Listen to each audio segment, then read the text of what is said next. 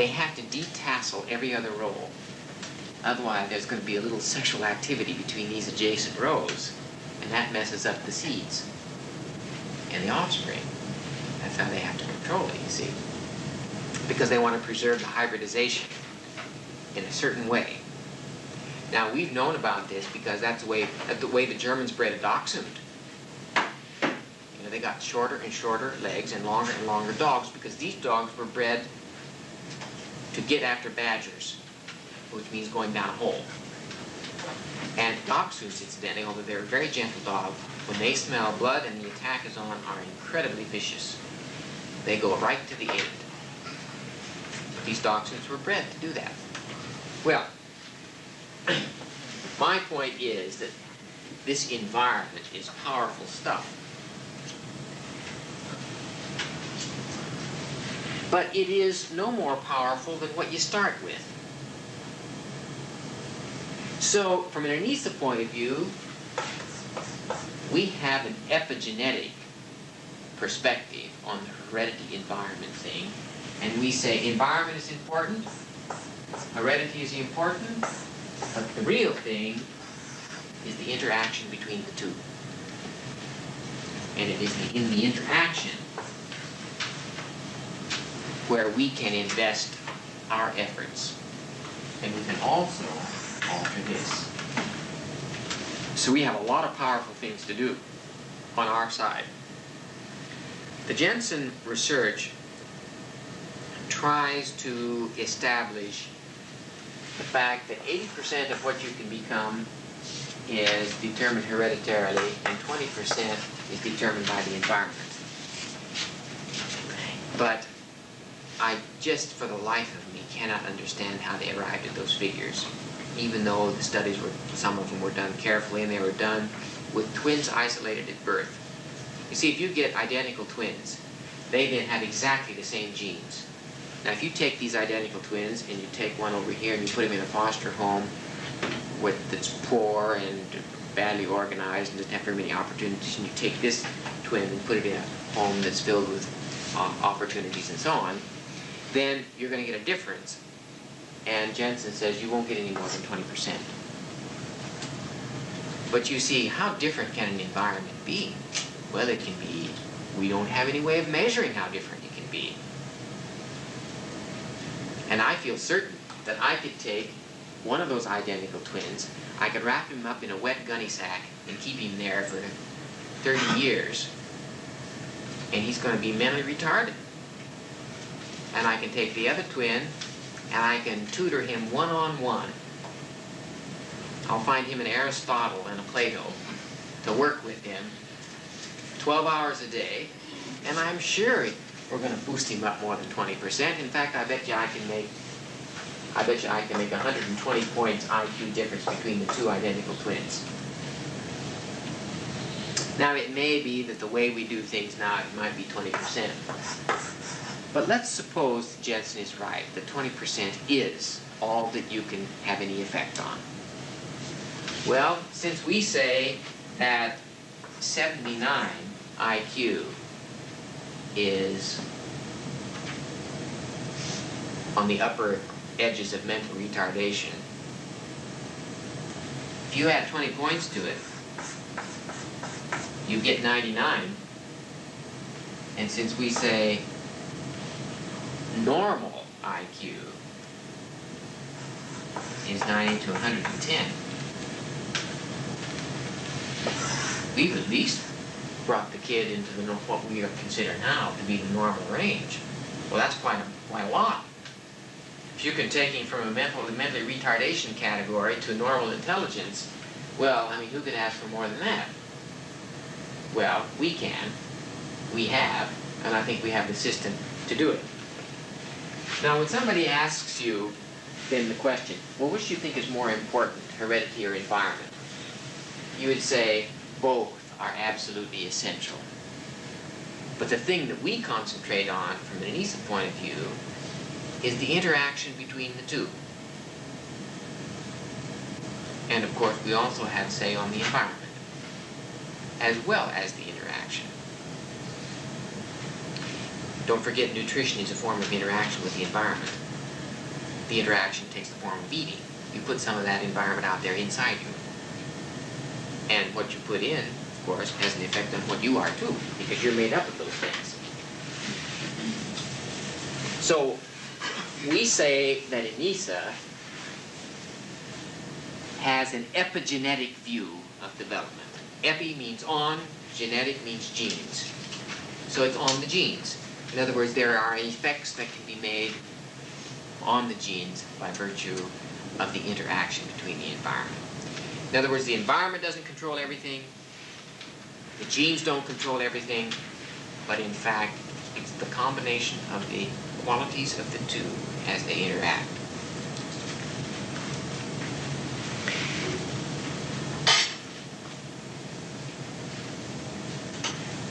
The 10th question is, what does a theory of development have to say about equalizing educational opportunity? Which we cited as perhaps #1 problem in American education. Well, we have to understand what opportune means, because until we have that understood, we won't know what equal means. Let me say a few things that we used to think it was, but now we realize it isn't. We used to think to equalize educational opportunity meant to provide the same amount of money per pupil. So we'd say, okay, we're going to have $520 a year per pupil in all the school systems, and that will equalize it. Well, that was somewhat important to have that idea. And you see now the big case in California, which is shaking things up and which I think will eventually put pressure on us, to alter the way in which we organize monetary resources for schools. Will have to be away from property taxes, because if you're in an area where property values are depressed, you don't get much money for schools. In Beverly Hills, you get $1,300 per pupil. In Jackson, Mississippi, you get $379 per pupil. Well, that's not very equal right there. But even if we could do that, we would then say, oh, well, all teachers aren't the same. Some teachers are better than others. A child who has a better teacher is better off than a child who has a lousy teacher. How will we equalize that? Aha, we will certify teachers. And in order to get certified, you'll have to come up to a certain standard. The way to come up to that standard is to accumulate courses. That did have some effect. But now, alas, we found that those courses don't make you into a good teacher. They may be necessary, but they are not sufficient to guarantee that you are a good teacher. Because the certification has to do with the accumulation of courses that don't have any bearing on what you do with a child. So we need a competency-based teacher preparation system where the proof of the pudding is in the doing. And you wouldn't certify a teacher unless you saw that she could actually teach a child. But then you have to understand what teaching is. And that's a big controversy, although tomorrow we will settle the issue. At least we'll tell you one perspective on the issue, and you can decide whether or not whether you think we've settled it or not. So there was certification.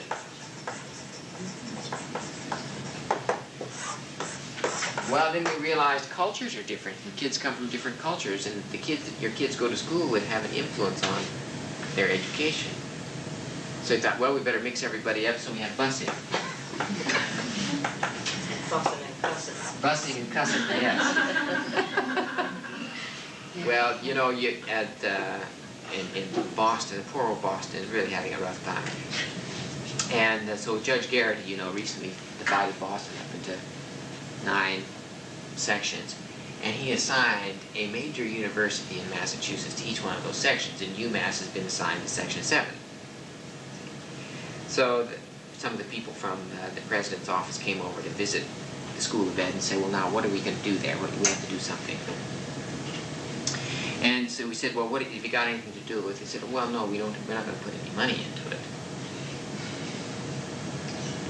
So I said to Vice President, Mag went with me. We went to see him ourselves. We were invited to come and see him. He said, you know, Boston needs 50 years and $20 million a year. And you're not going to do anything other than that. And the ultimate answer for Boston is to create schools in the depressed areas of such extraordinarily high quality that all the people who left want to move back in. All the white people. And then you won't have to worry about busing anymore. See, as long as you keep terrible schools around, everybody who can afford to move out will. And you will leave behind those who can't afford to move out. And by virtue of the way the society is set up, that's going to be minority groups. So we volunteered to move Anissa lock, stock, and barrel to Boston and set up a demonstration school, second to none in the universe, provided they would give us the money. And you know, we don't want to live in Boston, but we'd be willing to do it if they would give us the resources to demonstrate the efficacy of this model. And the reason it would work so well is because if our theories are right, we would have the capacity to truly equalize educational opportunity for those children. Opportune means to be advantageous, apt, timely.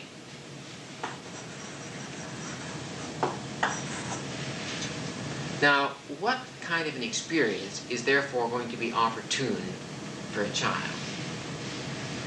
It's going to be one that fits his developmental level on every dimension possible, so that he can develop on all fronts at an optimum rate.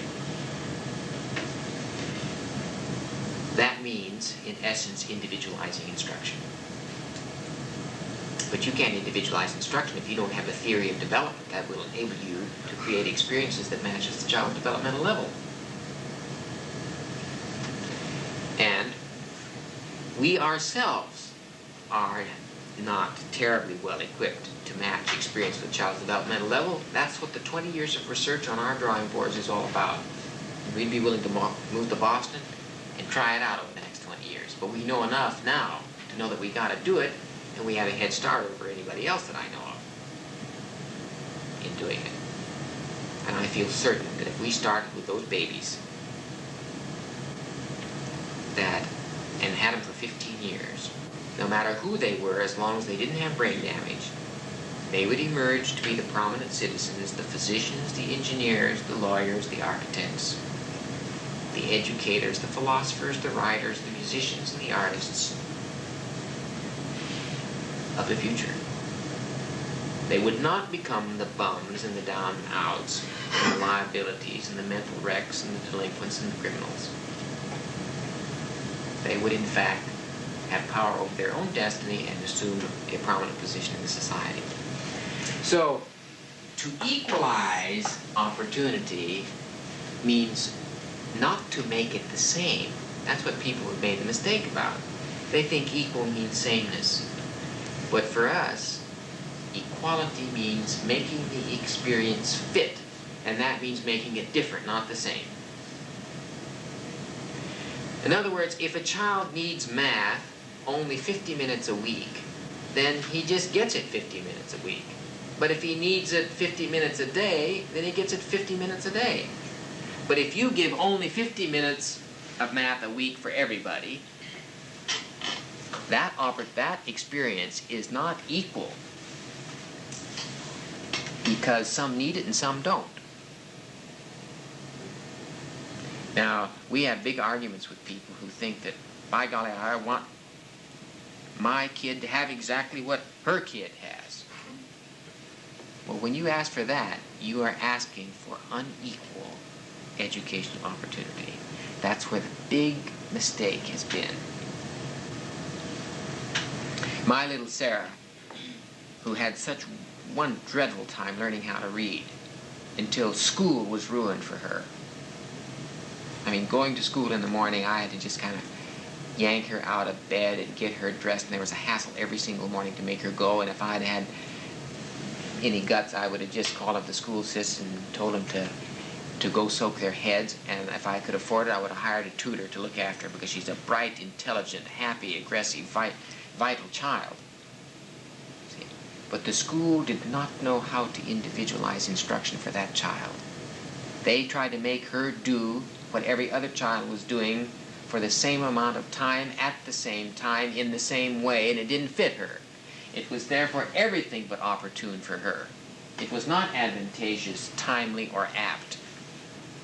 And therefore the school experience was not equal for her because it was the same. Okay. So, if people ask you, how does the ANISA theory of development address the issue of equalizing educational opportunity, that's how it does it. And I tell you, I have looked at all of the literature in equalizing educational opportunity, and I fail to find a convincing analysis unless it goes in this direction. If you find a better way of equalizing educational opportunity, we want you to tell us right away, because we'll shift our point of view on it.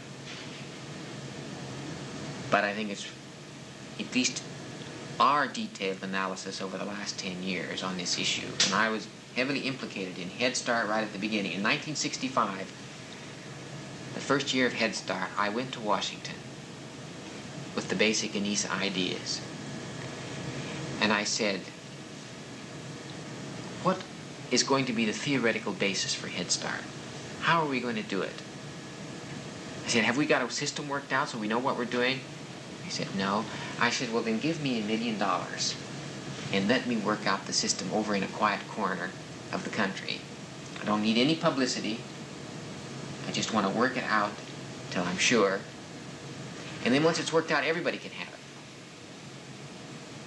They said, well, how long would it take? I said, well, 5 years. He said, are you kidding? We have to be in business on Monday. I said, but 5 years will go by like that. And at the end of it, you won't know what you did. And if something worked, you won't know why it worked. And if it didn't work, you won't know why it didn't work. And then where will you be? Well, my friends, 10 years has passed by. And they're still exactly where they were then. That's the mindlessness by which the profession, that's the mindlessness of the leadership in the education professions. And they never did find a way to address this problem of equalizing educational opportunity because they didn't have a theory of development. Now, I'm not down on Head Start though, you know, because it did a lot for this nation. It revealed the incredible inequalities in just health standards alone. In diet, in general health, the number of kids that got glasses, the number of kids that had their teeth fixed, the number of kids whose ears were ruined and got help, the number of kids that had chronic infections that got cured. I mean, just that alone was quite an enormous achievement. And that's because the actualization of biological potentialities is a much easier thing to manage than the actualization of psychological potentialities, and Head Start did an awful lot to do that. And it dramatized an issue and made people conscious, and so I think it was worth every penny of it. But the tragedy of it was so much more mileage could have gotten out of that money if we knew how to spend it right.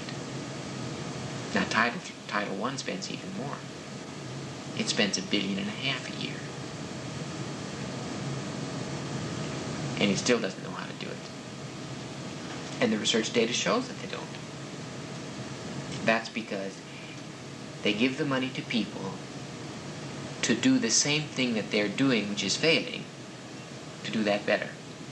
So that we're financing a fancier system of failure, of failing children. What do they do with the Title I money? They carpet the floor, put in better lights. That all helps, of course. You get more tape recorders, language masters, more materials, more junk, more aids, and you try to do what you were doing before, faster and better. But that's the thing that's already claimed by research not to work. I don't know. The stupidity of it is ghastly. It's enough to turn you into a flying rage as a taxpayer.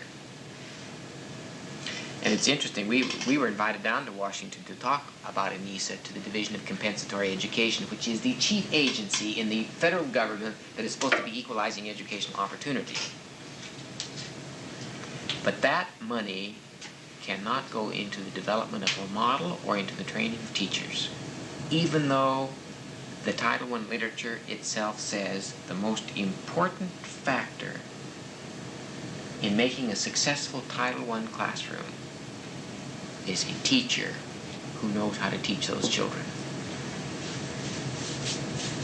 Well, now I'm going to come down off I'll take off my robe, and the sermon is over now, and I want to now talk about the ANISA curriculum, because that curriculum has been structured to reflect fully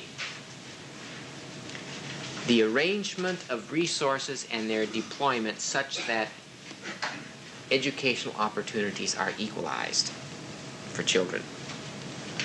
You know, part of the, I don't know if you've ever seen that enormous study we did on Title I in the state of Massachusetts. Massachusetts gets around $30 million a year for Title I. $5 million goes to Boston alone. And in many ways, the ANISA model was put together to be a Title I model. Of course, it could be, as you know, it's for all children everywhere. But it speaks most directly to the Title I child, because he comes to the school system with the background that didn't provide him with all of those things that are going to increase the probability of his becoming a competent learner. Dr. Jordan, what is Title I? Oh, I'm sorry. Title I of the Elementary Secondary Education Act of 1965 is for disadvantaged children. It's for children who come from families of low economic means. And of course it includes most of the minority children of the nation. Now, when I was growing up, I would have been in Head Start and I would have been a Title I child. So to be poor doesn't mean you're dumb, although a lot of people think that. It's just that you're dumb if you don't have any opportunities. And if you're poor, the number of opportunities you have are apt to be fewer. So Title I was designed to change all that and to provide opportunities for the kid. But the thing is, it didn't provide opportunities that fitted him. It wasn't apt, it wasn't timely, and therefore it hasn't worked very well. So we did that study, and much of what we discovered in that detailed study, I think, was the most definitive Title I study ever done in the country. Incidentally, they're doing another one now. National Institutes of Education has allocated $5 million to study Title I programs. Well, let's just start it. You see, and I said, you know, we've already studied it to death, but nobody has it. Before you study something, you have to have an idea what it is you're going to look for. And these guys that study it don't even know what to look for. We've already looked at it and found out what was there.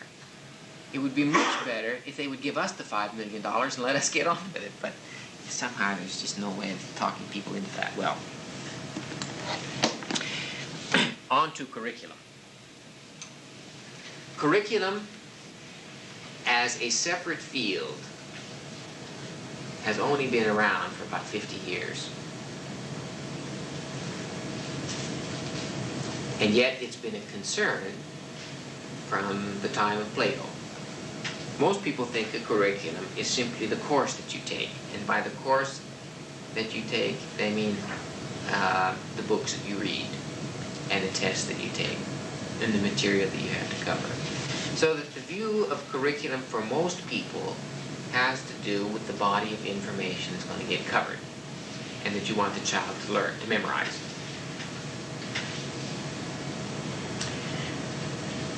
However, since information is only part of the picture in becoming a competent learner, process being the other part, the ANISA curriculum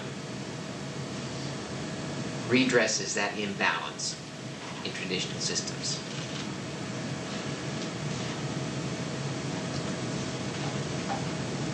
After 50 years of work in curriculum, we have no comprehensive curriculum theory in this country outside of ANISA that I know of, and we've looked at them all.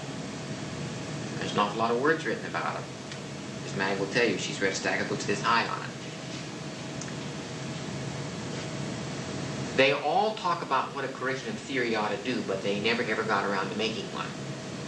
And we wondered, well, why is that? And I think we found the answer. These curriculum people are not developmental psychologists. And we don't see any way of having a comprehensive curriculum theory organized in a vacuum. It must be a derivative theory from a theory of development. Precisely because a curriculum, which must in some way represent experience, is presumed to have some effect on the development of the child. And therefore, if you don't understand development, there is no way you can understand curriculum. Therefore, until you have a comprehensive theory of development, you cannot have a comprehensive theory of curriculum. And the same goes for a comprehensive theory of pedagogy. Both pedagogy and curriculum, as theories, must necessarily be derivative. They cannot exist in a vacuum by themselves, and the people who try to develop teaching theories try to do it in a vacuum, just like those who try to develop curriculum theories try to do it in a vacuum. And you can't manage that. So, we have our theory of development, and from that, we've organized this theory of curriculum. We say that a curriculum is made up of two sets of goals.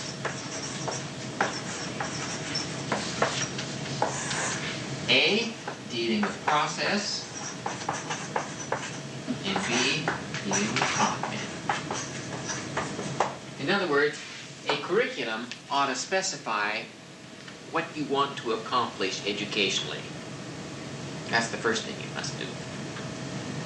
Now, ANISA presents a large number of process and content goals, and any school system can select which ones it wants. And in many cases, when you get right down to it, you are generating curriculum on the spot. When I add the next part to this, you'll see what I mean by that. There is only one way in which it is dangerous for people to randomly select the goals they may want, and that is if the content or process depends upon sequential organization in order to get that hierarchical structuring going, then we do have some advice to give about to people about which ones have to be in there. And if you don't have it in there, then we would predict you don't get hierarchical organization, and therefore you don't have the kid put together intellectually, cognitively, affectively, volitionally, and so on in the best way possible. But there's a lot of leeway, particularly in content, because content, there's just no end of information to be used. And in any case, you will want to use the information that connects you with other people who share the same culture you do. Therefore, if you're going to take ANISA to Mexico, obviously the language is not going to be English, it's going to be Spanish. And much of the content, the information about the world in which they live, is going to be Mexican, and not Connecticut. What's the adjective for Connecticut? Do you have Connecticut? No. Does Connecticut not turn into an adjective ever? Huh? No? Connecticut culture. I guess it's just, you just use the word the way it is. It doesn't have any inflection that turns it into an adjective. So this is one thing. And the second thing that the curriculum is the interactions with particular environments that enables the child to accomplish those goals. So these are, the curriculum is abstract statements, namely a definition of your purpose. You see purpose as final cause. Those purposes cause, finally, in a final sense, what you do. And now if you haven't got this clear, this won't have any coherent structure. There is no substitute for knowing what you're trying to accomplish. Would you say that second thing again? It's the interactions with particular environments with the environment which are necessary to achieve those goals. Okay. Now you will see that because the translation of potentiality into actuality depends on interaction with the environment, the theory of teaching, or the theory of pedagogy, is taken basically from that proposition in the theory of development. If this is true, namely, that this process of translating potentiality into actuality is sustained by interaction with the environment, then teaching must mean arranging environments and guiding the child's interaction with it for the purpose of actualizing a given potentiality. So to train a teacher means to give her the body of information that enables her or him to understand it, and then provide and experience interactions with environments so that they are able to try it out. Let that theory guide practice and see the consequences. And when it happens, and when it begins to happen, and it takes a long time, then a teacher is liberated. And every time we have trained a teacher to work in the ESA system, and it takes, you don't do it in 6 months. Once the person is into that, they are now freed from the recipes because they're master chefs. And now they just order whatever groceries they want and whatever they can get, they can do the best thing with.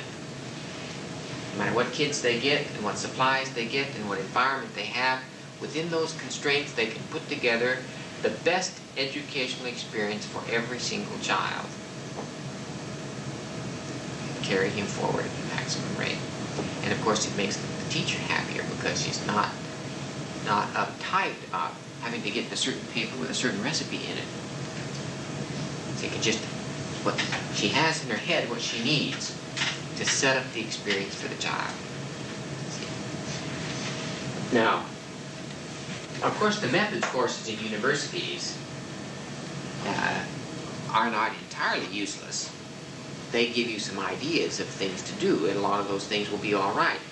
But if you don't have the theory, you won't know how to modify those things to make them fit the child. That's the problem.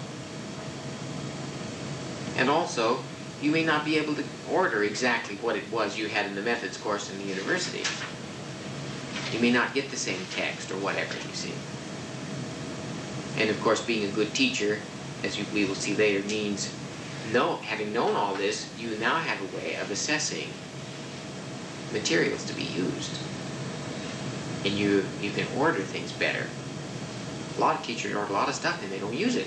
The cupboards are just filled with things that don't get used. Now, this one is the most critical because these interactions with these arranged environments depend upon the application of the body of theory.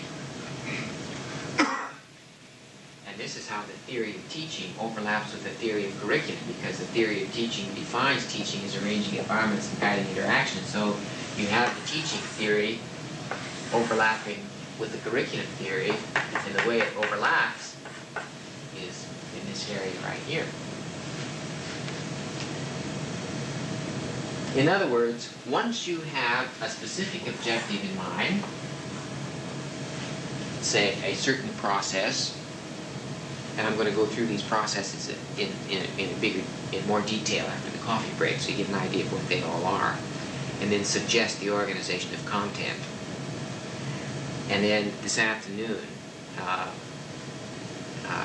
I want you to have some exercises in doing some things, because until you make your minds think in this way and direct it to hypothetical experiences and ultimately real experiences, then all of this will just pass without having any consequence. So you have to try it on for size. So we're going to have some experiences in doing that. Once you know a certain objective or a certain content, then that will give you a key as to what kind of environments are to be arranged in what ways, and how to guide the child's interaction with it to accomplish that objective.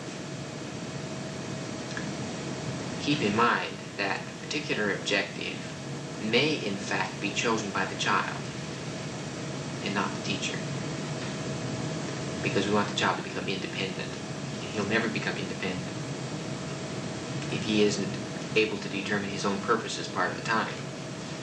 Now, in many cases, as you see when we discuss the theory of teaching, it would be irresponsible for a teacher to assume that a child is able to determine his own goals educationally all the time.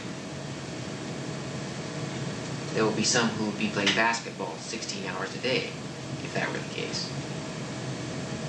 So you have to help structure the situation. And you might say to the child, you have to do some math today, but you can choose when you'll do it.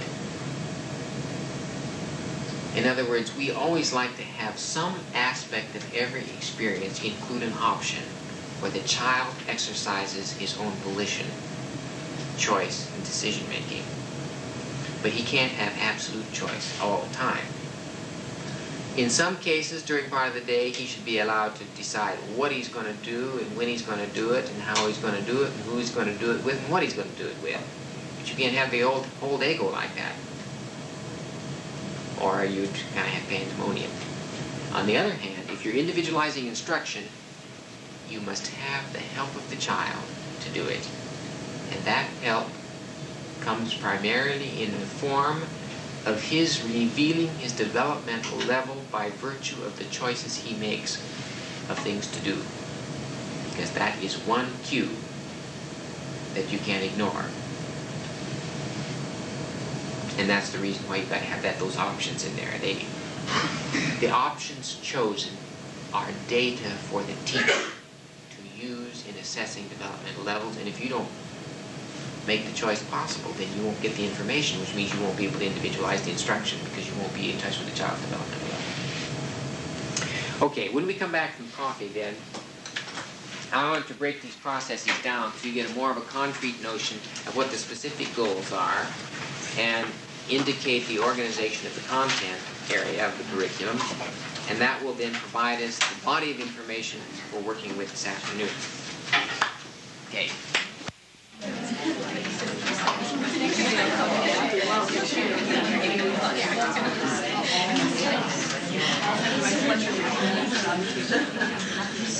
The first job, I think now, of gaining a further understanding about the ANISA theory of curriculum is to explore in greater depth the nature of these goals. We said there were two kinds of goals, process and content. Let me talk a little bit now about the process goals. We've already broken those goals down into 5 categories that are the same as the categories of potentialities. In other words, the process goals are organized around the classification of potentialities, and as you will see, the content goals are organized around the classification of environments. This provides the organizational scheme for understanding the nature of these goals.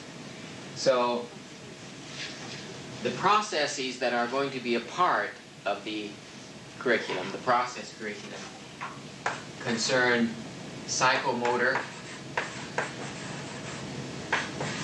perceptual, cognitive, affective, volitional.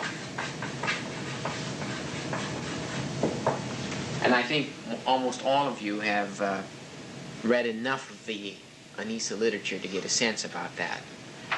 But maybe a few comments would be in order to set the stage for sensing the scope. It would be useful as a beginning to that to make some statements about process itself, because this is one of those key words that has gotten everybody into trouble. And a lot of educators talk about process and content, and their definitions of process are so ambiguous and vague that they're not very useful. And we've had a struggle to make our definition clear enough for it to be useful.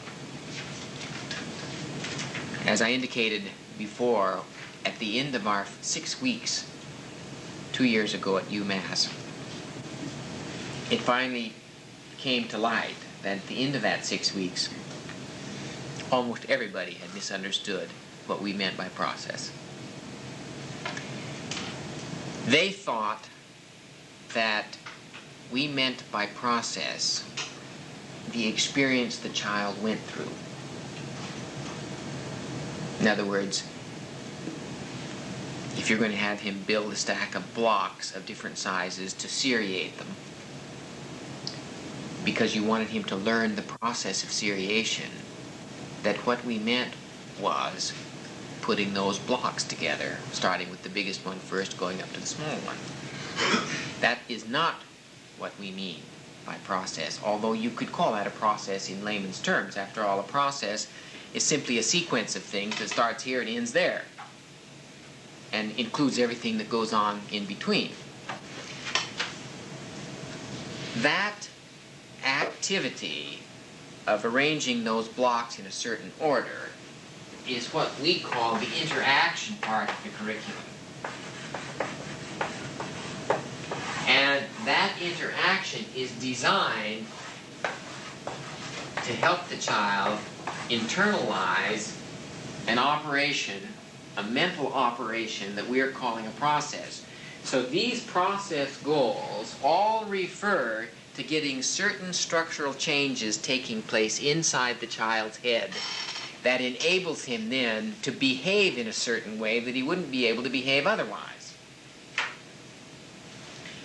So all these processes we're talking about are things that go on inside the child's head. Presumably, there are structural changes in the tissues of the brain, the actual cells, and the way they function when you learn something. Now, those are the things we can't see, and that's why we have to have a theory about them. Now, the only way you would know whether or not a child had acquired one of these processes is to infer it from a pattern of behavior that is observable. That's why the theory business is a little complicated, because what you're looking for you can't see, and therefore its existence must be inferred from something you can see. Now, this will become clearer anyway, as we proceed. The psychomotor area in broad general terms of the curriculum, the objectives specified there, when they are achieved, will make the child have psychomotor competence. And he will have mastered those processes which we think underlies learning competence in that area. In other words, he will have the conscious ability to differentiate, integrate, and generalize the movement of his muscles in a way to accomplish any given purpose. And it will be conscious. I'm very interested in the way my own children, for instance, are learning to play the piano, because that involves coordinating very specialized, refined movements of a variety of muscles. The eye muscles to follow the music, the fingers to play the keys, the feet to pedal the pedal.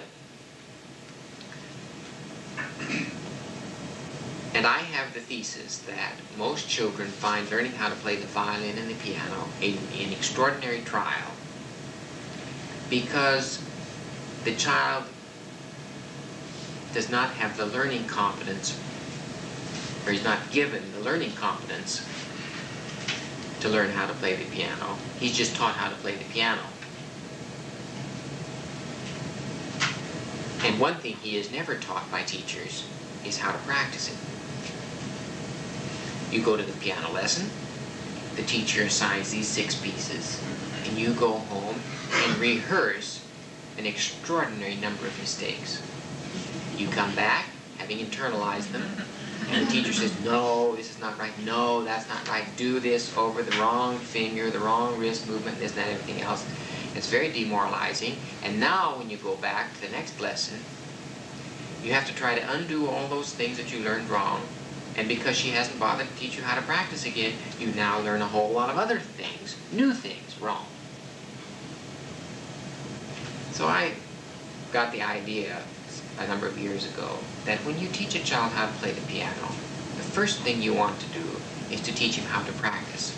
That would be very similar to the idea of teaching a child how to learn, so that whenever he wanted to learn anything, he would be better at it than if he didn't know how to learn.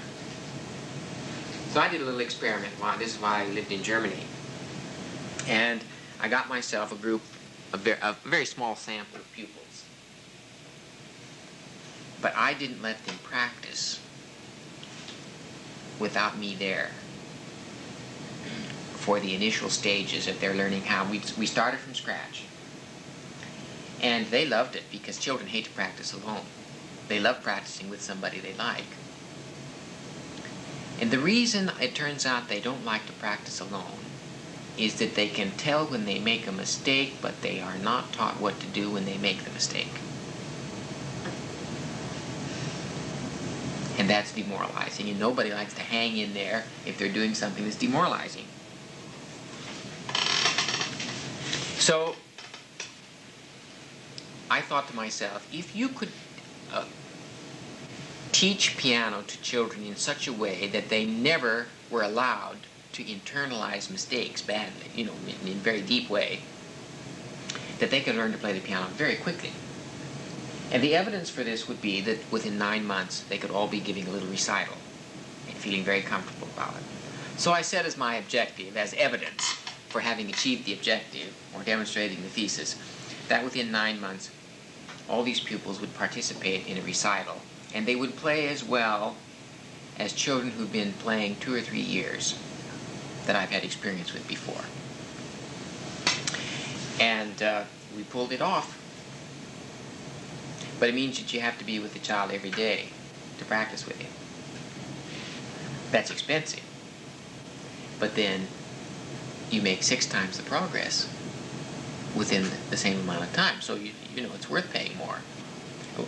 It's not, and I wasn't charging outrageous rates, because I was interested in trying something out. Now, we need to do the same kind of thing with our children, and you'll see when we discuss pedagogy, one of the important things in guiding interaction is the analysis of errors. Otherwise, you won't know how to change the guidance you're giving. Now, in the case of teaching these children how to play the piano, I simply made sure that they were not, of course they made mistakes, but I didn't allow them to repeat them and internalize them. The minute a mistake was made, it was done over and done right, and then it was done right 18 times, and then that took precedence over the way it was done wrong, and they don't do it wrong anymore. See? And you go slowly, because you have to see what the differentiated elements are. And it takes repetition to get it all hooked up, integrated in the right way.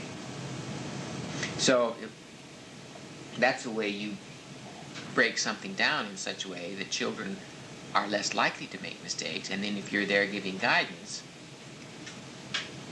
you can keep them from rehearsing them. See, everybody will make mistakes. The dreadful thing is to be left alone and neglected for such long periods of time that the mistaken way of doing something then becomes a part of you. Because now, to unlearn it is so difficult. And you know, you never really do forget the wrong way. That's just now stored in your memory. All you have to do is now, as you will see in the memory seminar, when you've learned something wrong, memorized it wrong, you now have to memorize it right. But both are stored in the memory, the wrong way and the right way. And now you have to remember which one was wrong and which one was right. So that has to be stored in the memory. Now, to go back and sort it all out is very costly from a psychological point of view. To learn all the wrong ways, and then to have to learn all the right ways, and then have to remember as well which ones are right and which ones are wrong.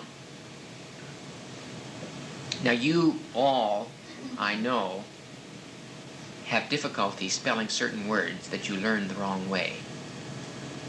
And you probably looked up the right way 100 times in the dictionary. But you now, in trying to remember which is right and which is wrong, you've even stored that wrong. So you have stored in your memory that this is the right way and the wrong way, and that this way is both the right way and the wrong way, and so when you come to write the word, you have to look it up in the dictionary because you have both words stored, but you both have them tagged as right and wrong. And that makes you very unsure. It is possible to take a lot of that out of the teaching and educational experience so that children learn it right the first time around. But more importantly is for them to understand what makes something right and what makes something wrong so that they come to analyze their own errors. And as you'll see, the process curriculum is set up to help identify errors in itself as well as errors in the content curriculum. So this model is designed not to be the passive transmitter of the status quo, culturally speaking. It is designed to function as the benevolent transformer of the culture in which it is surviving. Don't you think it's a dreadful thing that business out there ought to be the chief change agent of our society, whereas our schools and universities just sit and pass the same stuff along? No, we think that the educational enterprise of a society ought to be the locus of the generation of new knowledge and of the place from which it is disseminated. I was really shocked to find 1968, when I worked on the National Planning Commission for the Education Professions Development Act, which was passed in 1967, Congress had allocated $1.5 billion to take a good long look at what was ailing American education in terms of the way we were training the professional people that staff our educational institutions, and was prepared to launch a major inquiry into that and to find new ways of training educational personnel. You may have had money here with EPDA, I don't know. But Commissioner Howe appointed a National Planning Commission, was chaired by Dwight Allen, and I was appointed to that commission. That's how I got to know Dwight, and that's how come I went to UMass from Indiana. But I was shocked when we started reviewing educators' perspectives on the function of educational institutions, and I was shocked to find that within the American educational tradition, it is believed that the school is not the place to teach a value or to challenge a value. Well, to teach a value, yes, but to teach it unexamined. In other words, obviously the schools are designed to pass on the values of the culture, otherwise it all falls to pieces. You can't, the way you do something teaches a value. You can't help it. And you'll see in the way we define value why this is inevitably the case. But to expect children to take them on without examining them and to make them uncritical in the way they approach things is to make them blind. It is to make them superstitious, and it is to make them afraid of new information. Well, if you're afraid of new information and you're nervous about ever having the truth, and you don't want the facts because they'll confuse you or they'll upset what you believed before, this is bad news. This is the way to obsolescence. So our system is designed to enable children to sense when things won't get integrated right because there is error involved. Now, when I was teaching Sarah the piano and looking at it very much from a psychomotor point of view, it was very helpful to analyze what troubles she was having because she wasn't differentiating certain muscles to move in certain ways, or she couldn't get them integrated. Just this Anissa analytical framework itself was so helpful, and of course she's being taught by somebody else. But if I had a chance to teach that children and teach my own child and do it the way I did on this sample of children, I would rehearse with her every day. I would not let her rehearse by herself for one whole year, and I would not allow her to internalize errors. As it is now, of course, I'm not there a lot of the time. She has to practice, and she's just internalized all kinds of errors. And the incredible confusion that comes because we will not assess the imminence of the child. They will not sample where they are developmentally, both from a content point of view and from a process point of view. Content imminence simply means, what do they know? What information do they have stored about the world in which they live? And to do that enables you to make the opportunity right there and keep the child right on the cutting edge in a wonderful way. Let me give you an example. You know, you have the music staff.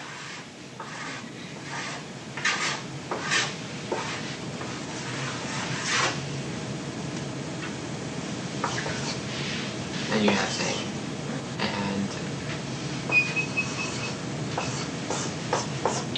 so on. You read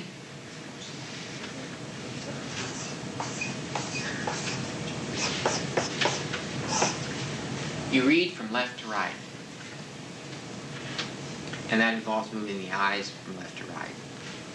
But usually this on the piano, this represents the right hand. And Sarah would see this sequence of notes and she might play them down. That's to say, instead of going da-da-da-da-dum, she would go da-da-da-da-dum. I'd say, darling, can you see that these notes are going up? She'd say, yes. I'd say, well, then why don't you make them go up down here on the keyboard? Well, there's this kind of blank glaze. You know, when something's not connecting, there's sort of a glaze that comes over. So she tried. So I did it, and I did it up on the keyboard, and then she just imitated what I did. But I somehow realized I wasn't getting through. And so I decided to probe to find out, because it just bugs me if I'm not being understood. It's one thing I can't stand. I've got to be understood, at least on some level. And so I just probed until the child was practically in tears. And finally, in exasperation, the point got cleared. She said, if you want it to go up, then you have to put something under this leg of the piano. So you see, up for her is possible here because she can see that these are higher from the floor than this. But the piano keyboard is flat. And it doesn't go up or down. It is just there. So she just exasperated. She said, if you want these notes to go up, then put something under this leg of the piano. And of course that would mean these notes would go down. Well, it just occurred to me, you see, the child was not differentiating and applying the notion of upness and downness. She was looking at upness totally in spatial terms, and not in terms of pitches determined by higher and lower frequencies, which is another meaning to up and down, higher and lower. You know what, I found another thing. When I took the music off the stand and put it flat, and she wasn't so sure whether the notes went up or not.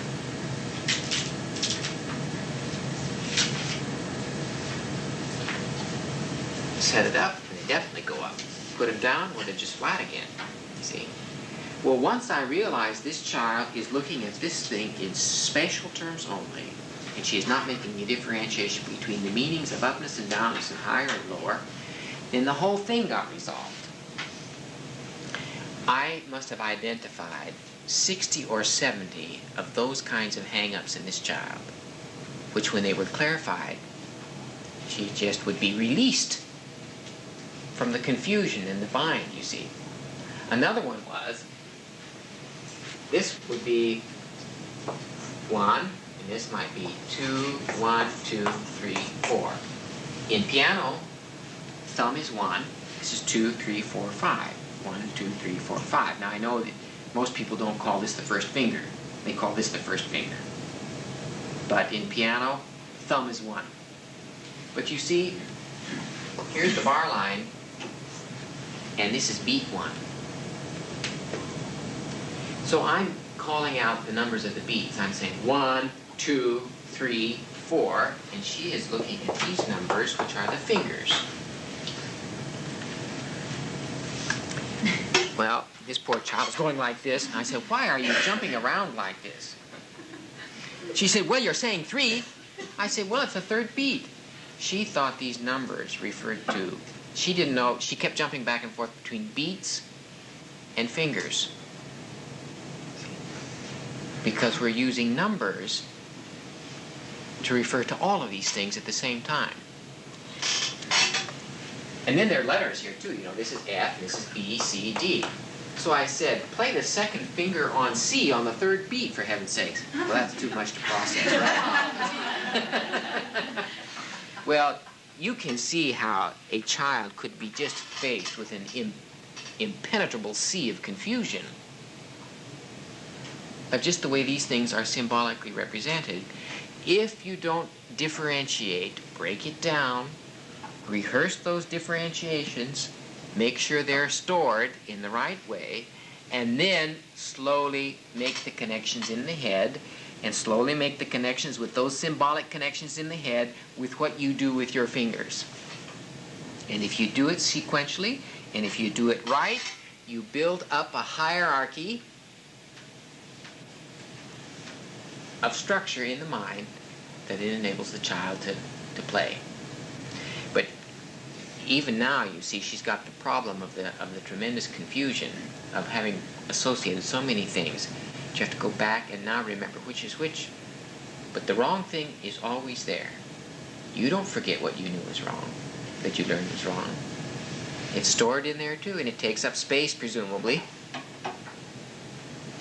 So one of our main ideas is to turn every error into a new learning experience which classifies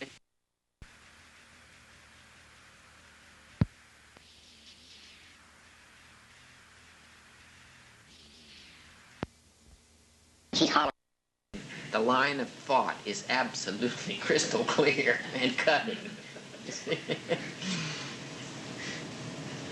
And so she's very critical of teachers who can't explain things. And we got her report card back, and she's a loving child. Everybody really likes her. And she knows how to move in and help a child that's having trouble. She's very helpful. But in her little report card, the year, the music teacher said, the year was wonderful except for a 3-day strike. That's went on. So we called her in and asked her to explain the nature of this strike. Well, she went on strike all right. And she simply refused to participate in the activity until the teacher had delivered on a certain promise that was made. And because she's a sort of child that for whom expectations are a great source of motivation. And if you build the expectation and then you don't deliver on it, she goes on strike. That's why I'm very careful to make a promise, because she always says to me, if I say I'll do something, she says, is that a maybe or is that a real promise?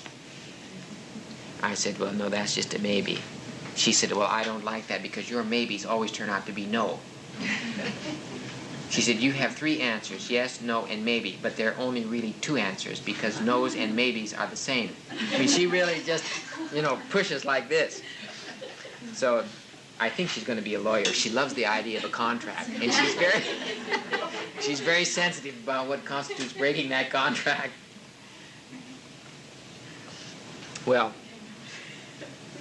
working with my own children on a lot of these things has made it clear to me that the analysis of a learning problem always boils down to finding out on what dimension did the child fail to differentiate, integrate, or generalize.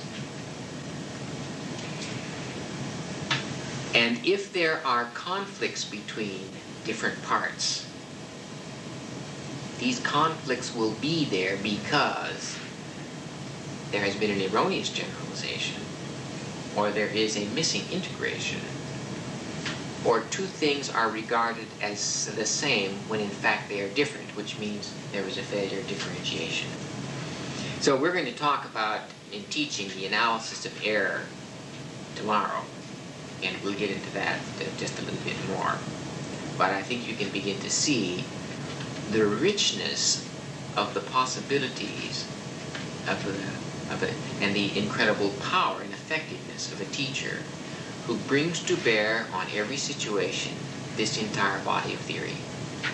That person is going to be able to help that child in so many more ways per unit time than somebody who just says, this kid isn't getting it, but I don't know why she's not getting it, and then ask her to do the same thing over in the same way under the same circumstances, which conceivably be the right thing to do, but you ought to have a reason for doing it that way.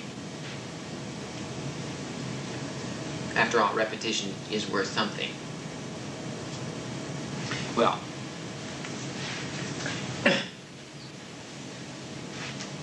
the overarching objective of this part of the curriculum is to make the child competent from a psychomotor point of view, and to give him the foundations on which at some later time he could himself decide to become more competent in that area because he knows how to learn in terms of moving the muscles.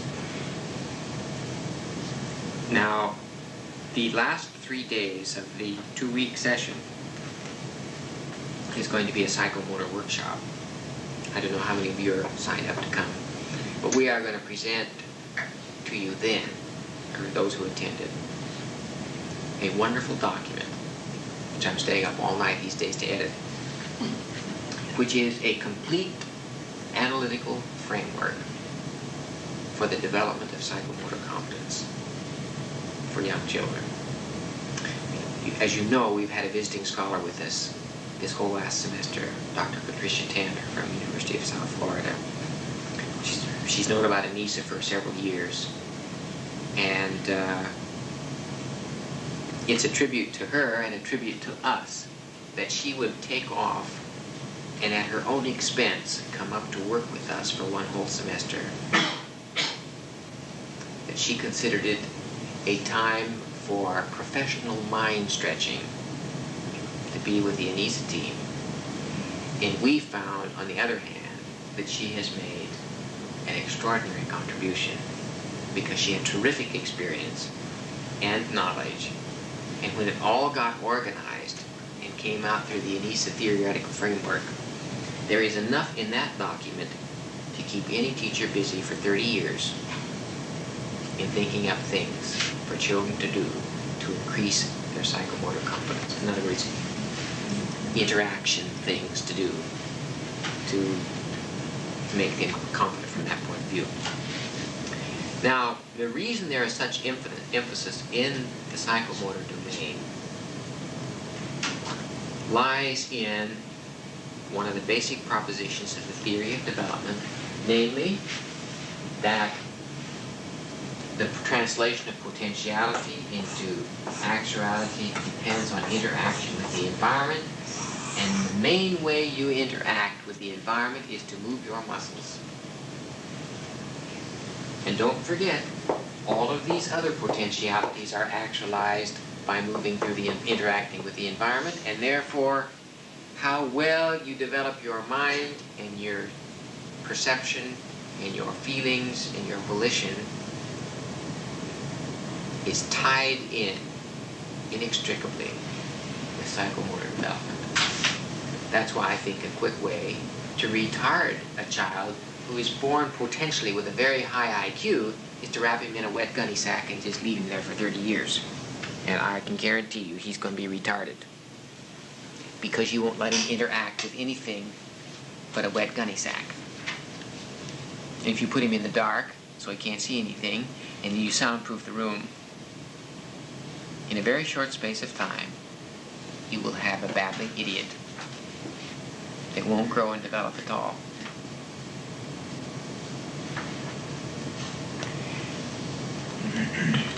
So the psychomotor area is of very critical importance. As you know, we just came from a 3-day workshop out in Denver, out in Granby, Colorado, in the wonderful Rockies, where 600 to 700 Montessorians gathered for their national conference, which was largely based on ANISA. And J. McVicker Hunt was there, the great developmental psychologist from the University of Illinois. And he's been doing some work in a Tehran orphanage where the conditions are very sanitary and the babies are looked after very well, in the sense that they are always changed when they're wet or soiled, and they're fed reasonably well. And the lighting is good and the temperature is right and it's clean. But all these babies spend day after day in a little crib. They are 1 to 2 years late in starting to walk and to talk because the psychomotor possibilities are so limited. So there is no doubt that this general interaction with the environment and moving through it has implications for all other parts of development. They are slowed up in their affective development.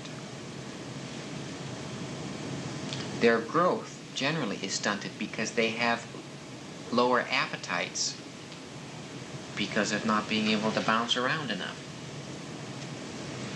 And there are many cases of children not being stroked and mothered and stimulated and moved around enough that they develop a condition called marasmus, which is simply kind of giving up. And some of these babies just kind of fade away, and some of them actually just die. And you can't find any definite organic cause. Just because if they're not developing even a little tiny bit, then the reversal of not developing is slowly dying. And if you don't develop at all, you begin to go in the opposite direction, and eventually it results in just the organism, the viability of the organism being snuffed out. How come you're smiling, Dottie? Well, because of the discussion we had in an Albert Ellis group about just this. What did he say? Erasmus. Oh, apparently, yeah, his theory, someone who's written, either Ellis, I can't quote the source right now, says that the studies that Renee Spitz did are Oh, incorrect. yes. Oh, that they're incorrect. Yeah, right, and that's why I was smiling, because we had a big discussion Yes. about it. There is no Well, such I thing have- as mesmerism. There is no... He doesn't believe it exists. No, He thinks it's other- mesmerism is something else. Yeah, Erasmus. Right. Erasmus, yes. Well, it may be something else. But so far as the information about restricted movement in environment and its effect on development is concerned, whether it goes to that extreme condition and you give it that name and babies do die, there's a lot of records of that happening. Something else may have happened as well. I don't know. But the evidence that the restricted movement possibilities over long periods of time and no stimulation by interacting with a rich environment is concerned, the evidence on that is in. It suppresses the rate of the actualization of potential. What is the alternative interpretation of the Spitz studies? I was arguing your point of view, actually. Yes. Did he say what it was? Because can I've been quote- slightly skeptical about it myself, going that far. I can find out for you and tell you tomorrow. Okay? Yeah. I'll call them. You see, I suspect in some of those cases the baby may have also been beaten. Yeah. And that adds another dimension, because if a child just gets beaten for every time he tries something, cries or anything, then eventually the child just sits there like a vegetable and can't move and won't move, and then could eventually develop a lowered resistance to disease, and you could get a chronic infection, and then everything is on the skids, and then pretty soon you just kind of die. Dan, what was McVicker Hunt doing in that orphanage? Was he trying to correct the Yes, situation? he was collecting data. He was trying to find a way of stimulating the speech development of children, because he believes that the onset of speech and consolidating it at the optimum rate is critical to the intellectual and cognitive development of the children. And he wanted a sample where it was known that the speech started slowly, and therefore if he could, and he did find a way of speeding it up. And of course, the way he did it was to increase the level of interaction with different environments. And he wouldn't see it this way necessarily because he doesn't know our theory, but I'll tell you what he did. For 15 minutes a day, one of the aides in the orphanage had to hold the child up and look in his eyes, and when the child made a sound, the adult had to imitate the same sound. So if the baby said goo, the aide said goo. If the baby said ba ba ba ba ba, the aide would say ba ba ba ba ba. And immediately what that did to the child, the minute the child realized that he could get this other person to say this, he just went crazy. He would say goo goo ba ba da da, just say the whole thing. And of course, our thesis would predict that. Because if the child sensed that he could have an effect on the environment, even though it was a piece of the human environment, namely the aide that worked in the orphanage, if you can say goo to an aide, and that causes the aide to say goo, you are being effective. You are having effects on the environment. This is an expression of your effectiveness. Therefore, it's highly motivating. And so you repeat that because it makes you feel good. So you say goo again. And finally, you say it all the time. So the minute the aide comes, you just start. And of course, this got the kid speaking. Then, after that phase was over, the aide would introduce a new sound. The baby would say ga ga ga ga, and the aide would say ga ga ga ga boo. Well, now this is introducing a differentiation. And what they found is the child would imitate. This made the aide feel good because now the aide feels she's having an effect on the environment, right? So you get this thing going, there would be no end of it, you see. And they found that they could really initiate, just by 15 minutes a day, And of course, the kids loved the attention. That was the best part of the day for them, stuck in those cribs. Now, of course, if it were in a NISA orphanage, we'd have them out of those cribs in a minute. They would be moving around and doing all kinds of things, you see, but they had so many babies that it's easy for babies to get stepped on. If you've got 500 babies in a small room, you've got to have little fences around them. Otherwise, you'd just be, you know, picking your steps all over the place, and you'll just be stepping on babies, wall-to-wall babies. And so, but even so, you know, you just shouldn't set up an orphanage that way. Well, yes. This is a little off the track, but I was just wondering if you had any more information on that baby you told us about last year, the one that we Yes, that little baby is still alive. And that mother was given by the city in which she lives the Mother of the Year award. I mean, the Chamber of Commerce and the citizens of that community were so impressed by this mother that they created this award and gave it to her. This is a child that has what did I say it was? Metachromatic muscular dystrophy. Leukodystrophy. Oh, Metachromatic leukodystrophy. Dystrophy, yes. Metachromatic You didn't know what it was leukodystrophy. a year ago, didn't you just direct them We to just it? had the word. I mean, Oh yeah, we found out what it was. It does have a name, you but know, it's the day- incurable. They don't know what to do with it. The day that you told us about it was the day that this baby was going to be diagnosed by your friend. That's right. And so you didn't know what the baby had at the time. Well, I found out later what it was, and I think I told you. And it was metachromatic leukodystrophy. Now, is she just lying and still just, That's right. she's no change in her condition? It's an inherited, an inborn error of metabolism, in which at about 9 months, the child can no longer synthesize protein. Well, just a little tiny bit. And so the bones, which are putting together calcium, get longer, but the flesh on them isn't built up.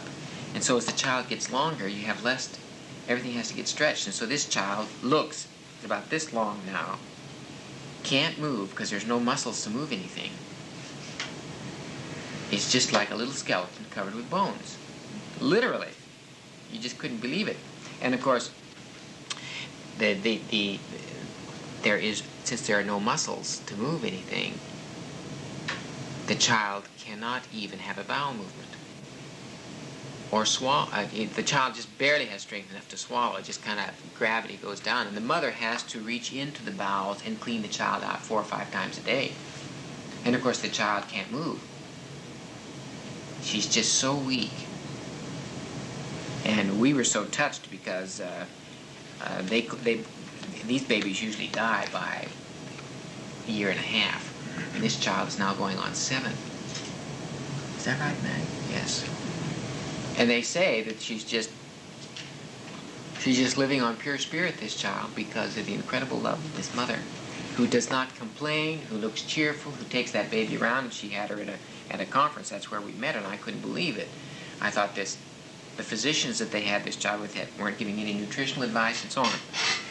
Well, I must say I was very touched because they were thinking of adopting another baby. And so they asked this child, who can't speak because there's not enough energy to move the muscles, said to the child, who can incidentally understand things, that's the amazing thing, said that we're thinking of getting a new brother or sister, and would you like one? And if you'd like one, close your eyes for a little while and then open them. And if you wouldn't want a brother, just leave them open. And the little girl closed her eyes, kept them closed for a while, and opened them up. And I remember when she was sitting on the couch there, she's just wrapped in a blanket, looking just like a little skeleton. Part of her hair is falling out. She goes into convulsions, and so the child is on Valium, and Valium is one of those drugs that eventually erodes away the system. But it's the best anticonvulsant we know of. And there was a discussion going on, and they were talking about human relations and so on. and this little bony hand came out from underneath the blanket and went over and grabbed the mother's finger, just like this. And the child just seemed kind of so aware, the eyes moved very slowly, aware of things going on. And so, in spite of the fact that genetically now the child has no muscles to move and everything, this mother keeps that child interacting with a supporting and loving environment. And there has been cognitive and affective and perceptual development. And even volitional development, because the effort it takes that little child to just move a little hand out is unbelievable. I mean, the child looks like she's totally paralyzed because she can't move because there's no muscle to do the moving, because she can't synthesize the protein to make the muscle. She's got all the muscles that were there when she was 9 months old, but they've been stretched because the bones got bigger, you see. And so, of course, they can't chew anything because she can't move her jaws. So everything's have to be... Did she put a tube through her nose, Meg? She put a tube through the nose, which goes down to the stomach. So every meal she has to put that tube in, down to the stomach, and then just pour the fluid in the tube. Well, I tell you. But I saw this girl a year later, just a few months ago, as a matter of fact. And I just met her briefly somewhere by accident. And I said, "Joanne, how are you?" And she said she was fine. And she told me that, what is the little child's name? I've forgotten now. Shireen. She said, "You know, Shireen is still alive." She said she's an inch longer. So there's still growth there going on that one level. I mean, when you see things like that, it's just absolutely miraculous. Well, there are still differentiation and integrations going on in every other way possible. That's exactly what's happening. And it will go on, I suspect, as long as it is possible. But this mother is providing the richest possible environment and best possible interactions to keep that going. Now, so much for the psychomotor part of the curriculum.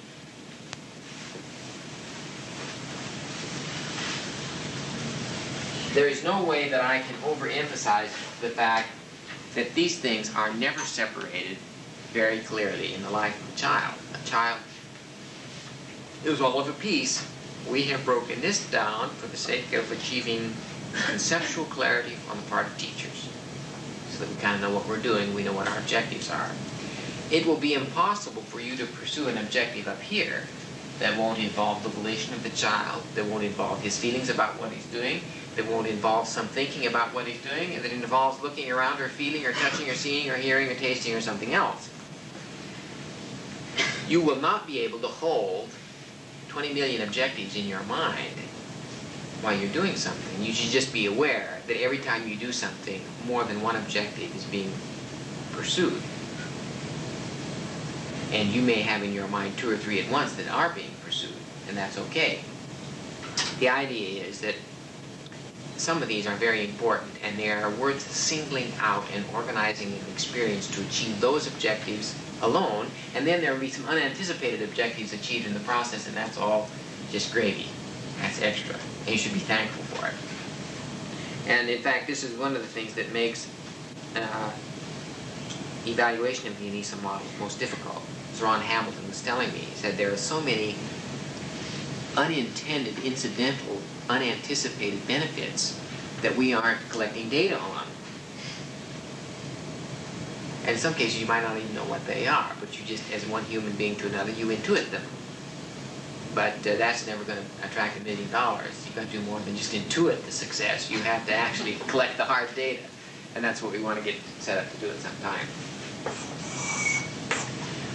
Perception, perceptual competence, then, is the overall objective of this part of the curriculum. And that competence rests ultimately on being able to integrate, to differentiate, integrate, and generalize sensory input.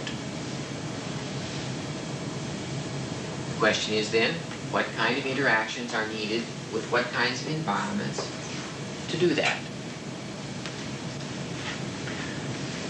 Well, where vision is concerned, which is one modality of perception, we know that light reflects off things and brings with it the possibility of differentiating that experience on a variety of levels. One would be hue, which has to do with finding out the different frequencies of the light waves. The eye can distinguish with training somewhere between 7 to 14 million different colors. Now, we lump a whole lot of them together and call it blue. We lump a whole lot of others together, several million together, and call it red. We lump another whole batch together and call it yellow. But there are gradations. There is an enormous spectrum of electromagnetic waves, ranging from very tiny short ones that are just, a billionth of an inch long, to waves at this end that are 32 miles long. And these are the radio waves, that are the electromagnetic waves that are used in long wave radio broadcasting. Then there are some that are 16, which is used in shortwave radio broadcasting. Down here, there is a little tiny bit of the spectrum that is sensitive, that the human eye is sensitive to. This ranges from infrared to ultraviolet, which is a little tiny bit in there, of that whole spectrum. Now, it's conceivable that bats or hawks or owls may have eyes that have other colors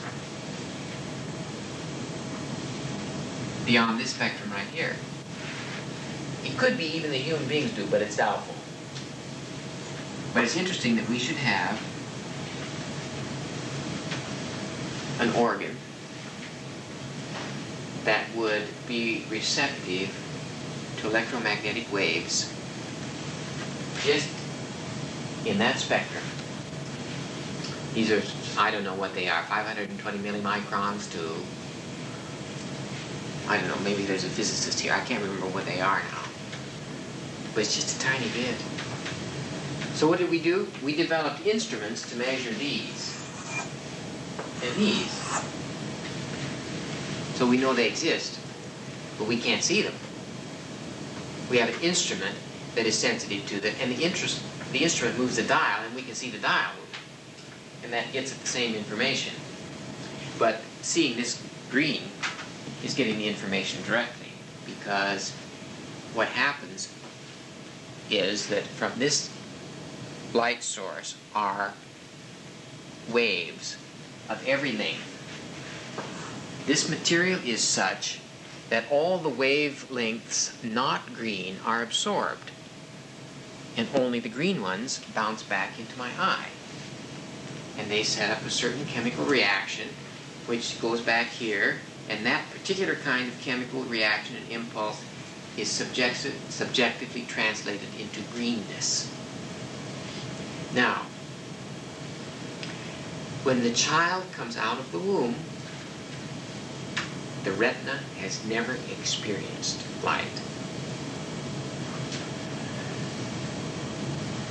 And as William James hypothesizes, it must be a booming, buzzing, what's the other word? Confusion that comes through ears and eyes. The child must begin to make sense out of all of that stuff coming into his head, and he must believe that all of that is inside him, and he's right. We project it back out and we're wrong. It all takes place right in here. Yes? Could the fetus have had any illusions of visual experience through dreaming? The thing is that you cannot dream of a visual, you cannot have a visual experience dreaming until you have actually seen something. Now, the reason we know that is having reports of the dreams of blind people who've been congenitally blind. Their experiences are not in terms of what they see. Their dreams are in terms of what they feel and hear and bump into. It's done although I know a blind girl and who writes poetry, and it's very vivid poetry. It's rich in colors and everything. And she's come to realize what colors trees are and what colors the sky is and so on. And so her poetry sounds like she's sighted. And I once had once I got to know her well, I was very curious about it. And so I asked her about it. And she says, well, I have my own imagination about what the color is. And I said, well, what do you think the difference between yellow and red is? And she said, well, red's warmer. But you see, there was no way she could explain the difference in terms of sight because that's an experience she never had. So she translated the meaning of all of these colors into other terms. Temperature. She even had seen these colors in terms of sadness and happiness. She saw colors in terms of sharpness and softness. She saw colors in terms of cruelty and kindness. So she had a richer notion of color than we do. It's just that it's all wrong. I mean, it just has no objective verification in terms of light wave frequency, you see. And she never had a dream that had any vision in it, you see. But it's hard for us to imagine having a dream in which you don't see anything because most of our dreams seem largely visually oriented. And to some extent, the rest of the senses are implicated too, but mostly vision for most of us anyway. Well, you can have brightness.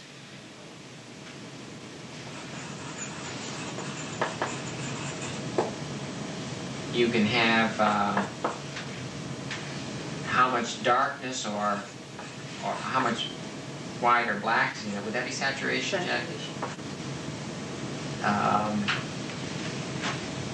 You can have various combinations of all of those things. So those are the basic differentiations that you need perceptually. Then, of course, there are many, many other things.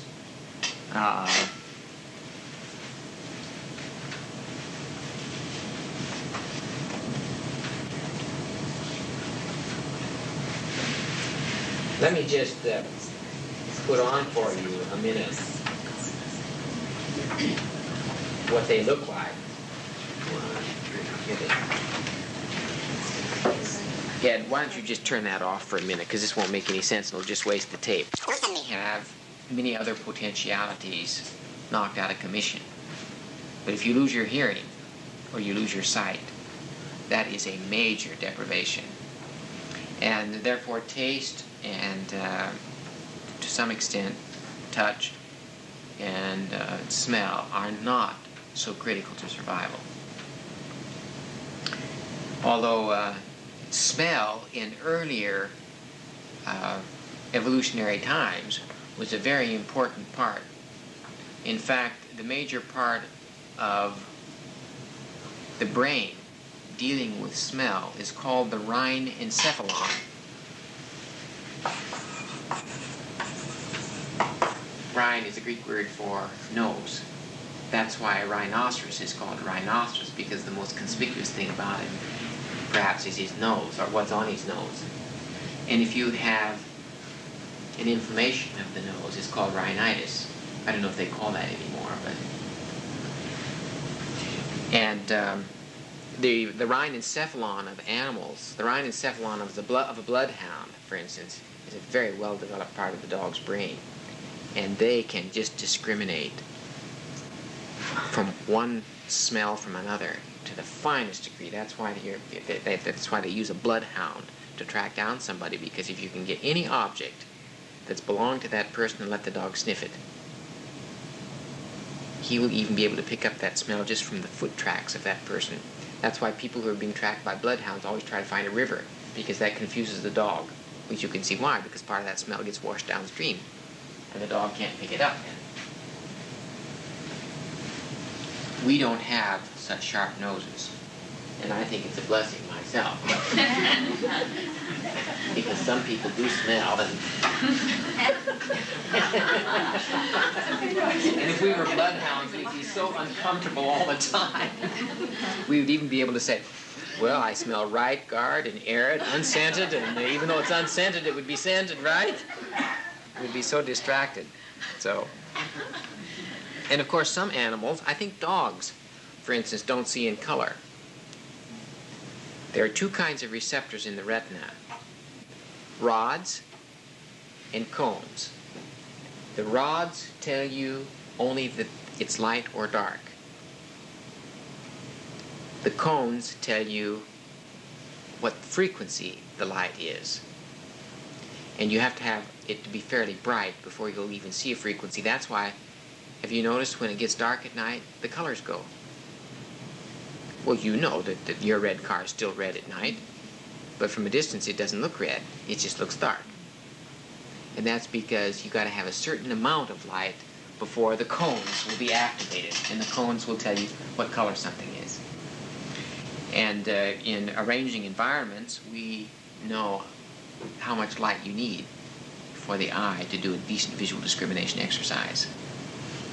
And that's why it's desperate if there's a budget cut and they decide to save on electricity, and therefore they put in 40-watt bulbs, because the cones then won't be activated in the same way because there's not insufficient light. Well, we're going to do the same thing with, as I said, with hearing, audition.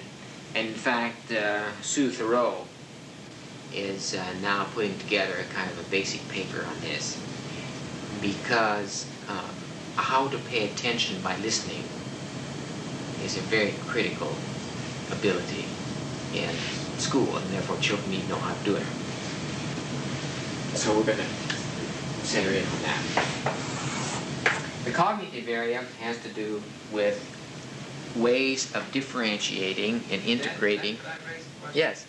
How are you dealing with the intersensory problem, rather than dealing with a single mode, auditory or visual? Yes. Are you focusing on that as a separate problem in and of itself? Yeah, I talked about that just before you came in. Sorry. That's okay. That falls in the category of another kind of integration, cross-modal integration. So there are integrations and differentiations within every area, but we talked about the cross-modal thing. And this is important because you can even see the importance of it in the way the brain is structured, because there are enormous fibers going from one cerebral hemisphere to the other. And for instance, from the temporal lobe, which is where hearing is, to the occipital lobe where seeing is. Because when I do something like this, I am integrating a sound with what I see and with what I am feeling. So what has to happen there is that the motor cortex that's recording what I'm feeling in my muscles has to be organized with what is seeing back there. So there's just you wouldn't believe the battery of cables that go from here up to here, and then it goes from here into the ears, and that has to go to there, and it goes to there. So that right away there are actual nerve impulses that connect those three events. Now there are a lot of studies done in which you cut that. And when that kind of thing happens, you have disintegration, literally, in the sensory field. And there are, for instance, different kind of agnosias and aphasias come about because there are certain integrations that are lacked. For instance, a person might be able to tell you the letters in a word, but they can't recognize the word. And that's because the area of speech where the word recognition and meaning is not connected anymore with the occipital lobe. So there's just a variety of those disintegrations which are impossible. And of course, building up the structure of these integrations cross-modally is very important. Now, you've all seen this. I'm going to move forward with it so we can get it on the videotape. This is a breakdown. He's cueing me. Of course, you can't see it, can you? You have to read it backwards, too. This is the list of one list of the processes that make up thinking. Got it? Yeah. All right. Now, this is an old list. We don't even believe it anymore. Yes, no, don't erase it. I mean, one's as good as another, I guess. Well, the reason I say we don't believe it anymore is that we found some of these words, when you get right down to it, mean the same thing. And therefore, on some cases, though, they mean almost the same thing, but not quite, and therefore it's worth keeping a separate word because of that tiny difference. Now, what does this boil down to? It boils down to different ways of differentiating and integrating and generalizing information. They constitute the chief patterns by which thought is carried forward. Now, there must be 20 million others, too, but we only try to hit the main ones. The idea being that if you could get the main ones down, all the others would be filled in.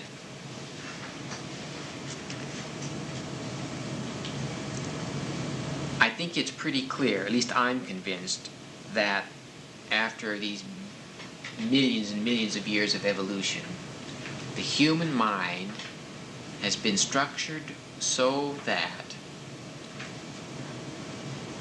it cannot tolerate a violation of these thought processes once the basic structures are there.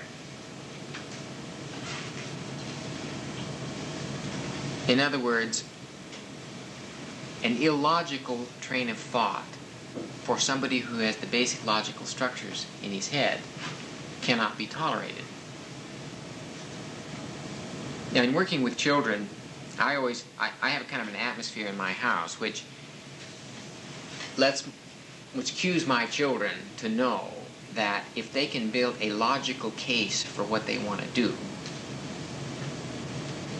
chances are they'll be allowed to do it, all other things being equal.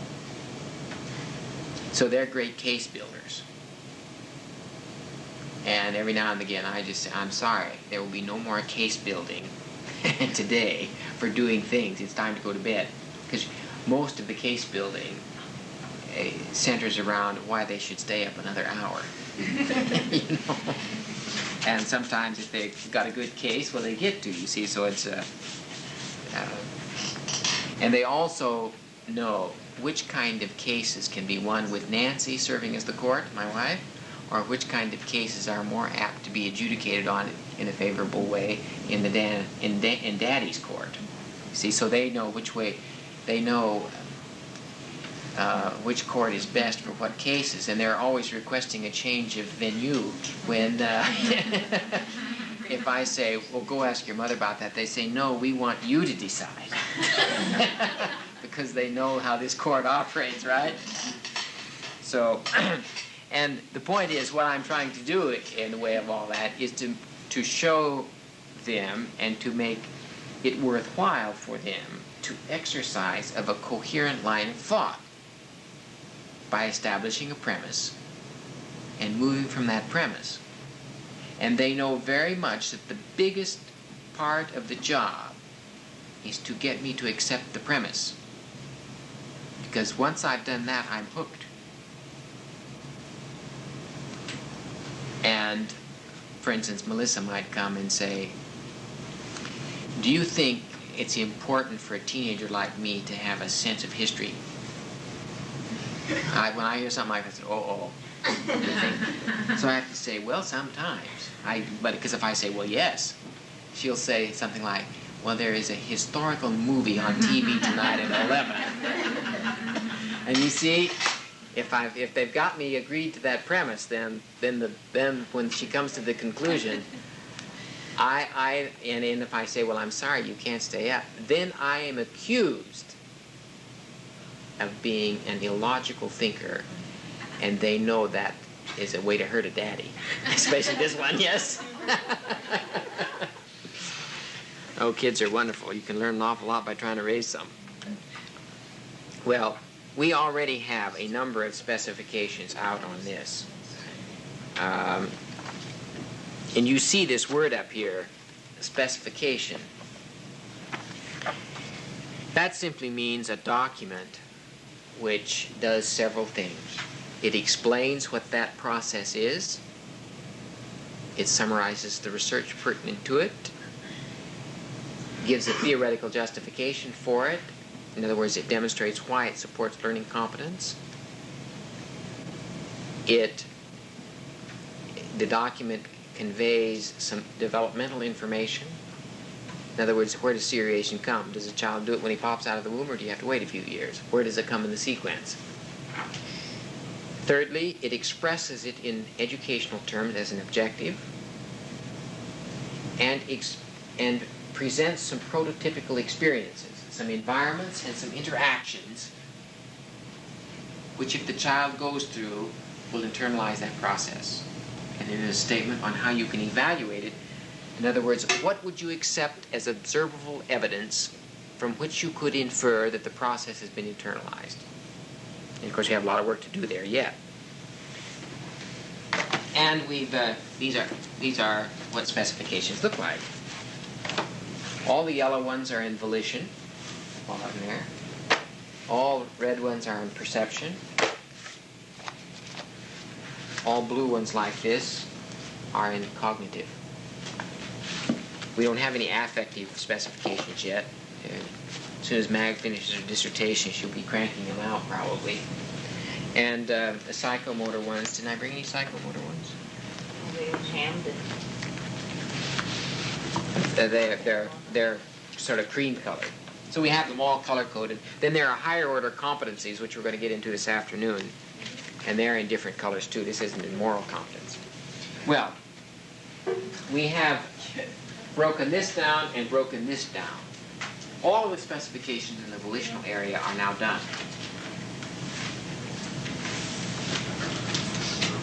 This is the last one on will. And will is, you'll have this in the fall. This will be introduced in the fall. We introduced this in Hamden already. And now you will have everything from attention, which is the first specification in volition, to goal setting, which is the second one, and will. And these are all broken down into subcategories too. Will being broken down into self-arousal, perseverance, fantasy, fantasizing, goal state, and effecting closure.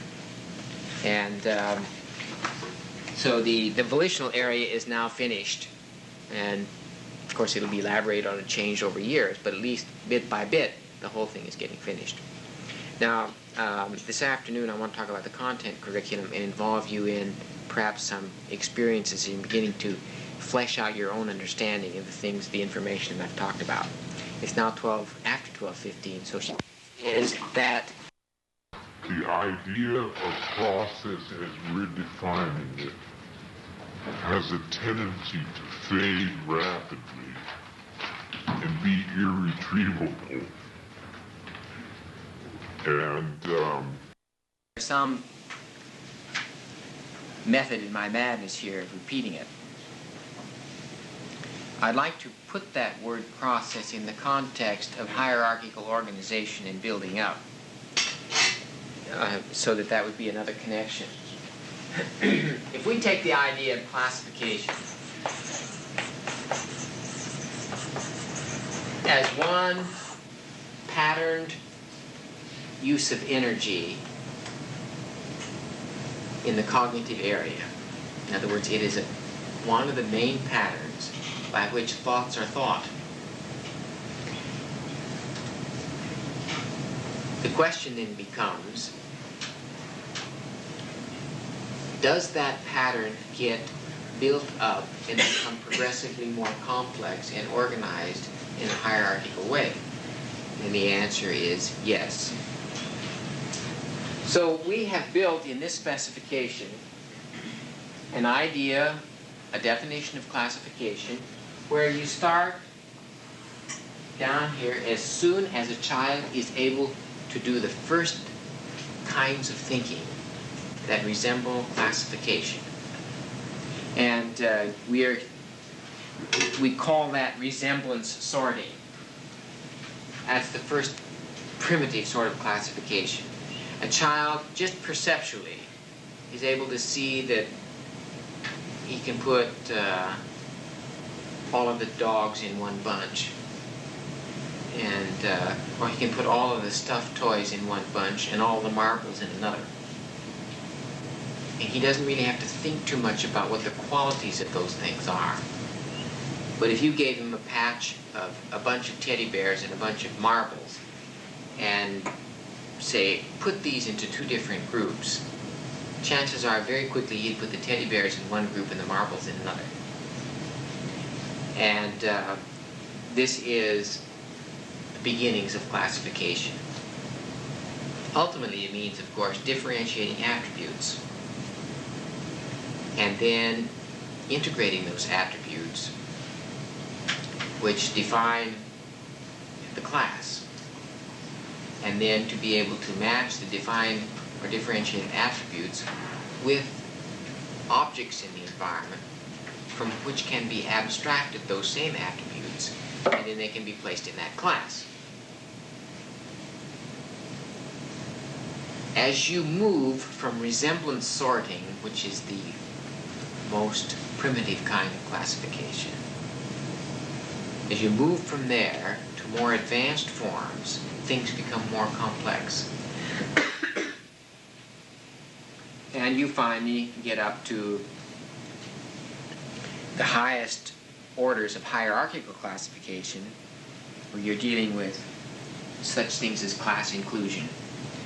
On page 12 of the specification, you have the whole paradigm here. It starts with resemblance sorting, consistent sorting, exhaustive sorting, conservation of classes, multiple class membership, matrices, sum-all relations, parts and parts relations, conservation of hierarchy, hierarchy of classification, and class inclusion. Well, once a child can manage a way of thinking that includes all of those things, he will be in charge, consciously, of a way of dealing with information that comes to him that will make him effective as a thinker. Now, once you get all of them down, that we have on that big long list that I was showing you,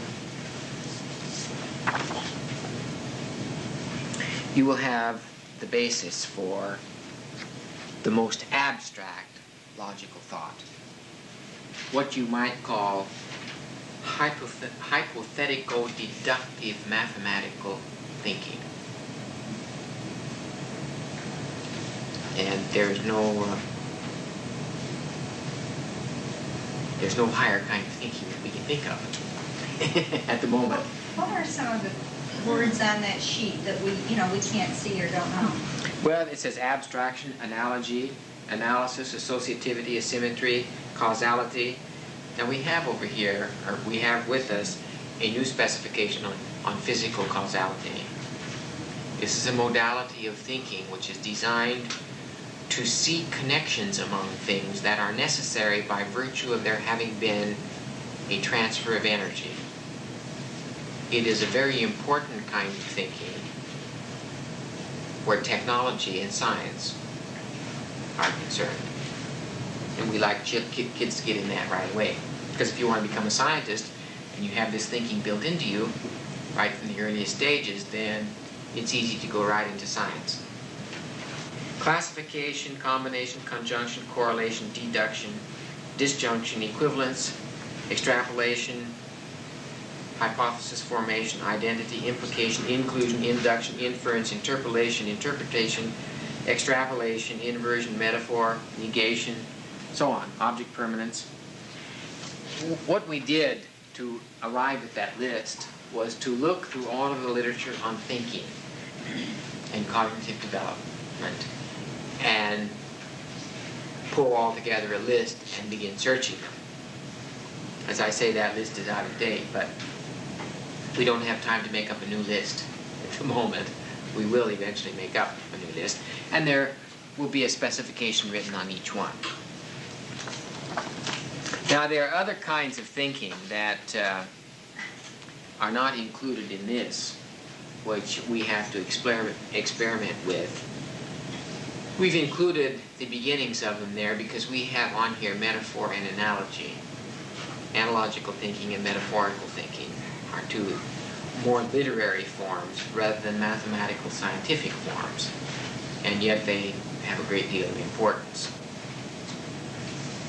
There is a great deal of explanatory power in an analogy, and you can help children understand things very much if you use analogies. But before the analogy is effective, the child must be able to analogize. And that means being able to differentiate things and integrate them in certain ways.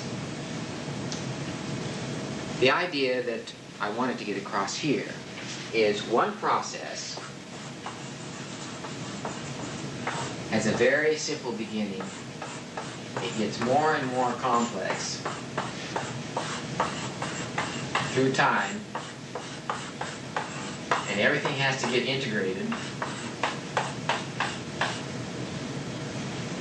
And if you present the experiences, you arrange particular environments and guide the child's interaction with it in particular ways, you will get changes in his head which will enable him to perform classification type thinking. And it should build up over time until you have a wonderful superstructure that enables him to process information, and he has names attached to all of this, which means he is consciously aware of what it is that he's doing when he's doing it, and that he can then assess any learning task and make a decision about what kinds of thought will be required to handle that problem, and therefore set to it. Isn't the labeling of what one has learned that has been one of the minuses in education? Absolutely. That's because the teachers themselves didn't know. Yes. No. You will be trained as a teacher without having any of these labels given to you. And you may require it of your children, but you won't even know what it is you've required of them, because you yourself have not gotten a label for it. You may even know the labels, but chances are you will not have deliberately associated the label with what you're doing with the child, which means it cannot have appeared as a conscious, deliberate objective in the curriculum. See, that's one of the advantages of labeling it. Ernest Cassirer, the great philosopher, wrote 3 volumes called An Essay on Man, in which he builds the case for man's capacity to symbolize being the foundation of consciousness. Now, we have to be interested in consciousness because our definition of learning competence is the conscious ability to do those things. Now, if those things are going to become conscious, then if our theories are right, those things have to be symbolized so that the kid himself can store them. At least the process will be greatly facilitated if he can do it. So you put your finger on it.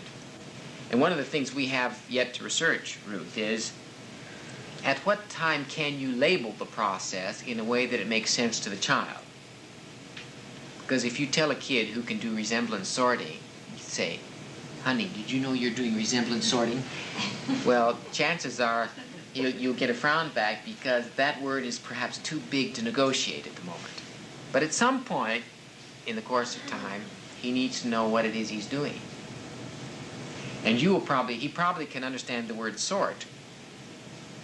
Resemblance may be too big a word. And you will probably explain the task to him using more simplified terminology. But it will be related to this. You want things that resemble each other to go together in one pile. See, and eventually he gets the idea of resemble, and then resemblance and sorting. And pretty soon resemblance sorting would not be a hard thing for him to understand. As a matter of fact, we underestimate the terminology that children can assimilate. And they can handle fairly large words. All they have to do is hear them often enough. And of course, they will be able to understand the words largely before they produce them. That has been very well established. And what you do is you introduce the words as you're doing what you're doing. And ultimately, the child comes very quickly to associate those words with what you're doing, and therefore that's the way they build up a vocabulary and a semantic structure of meaning associated with these symbols, the words.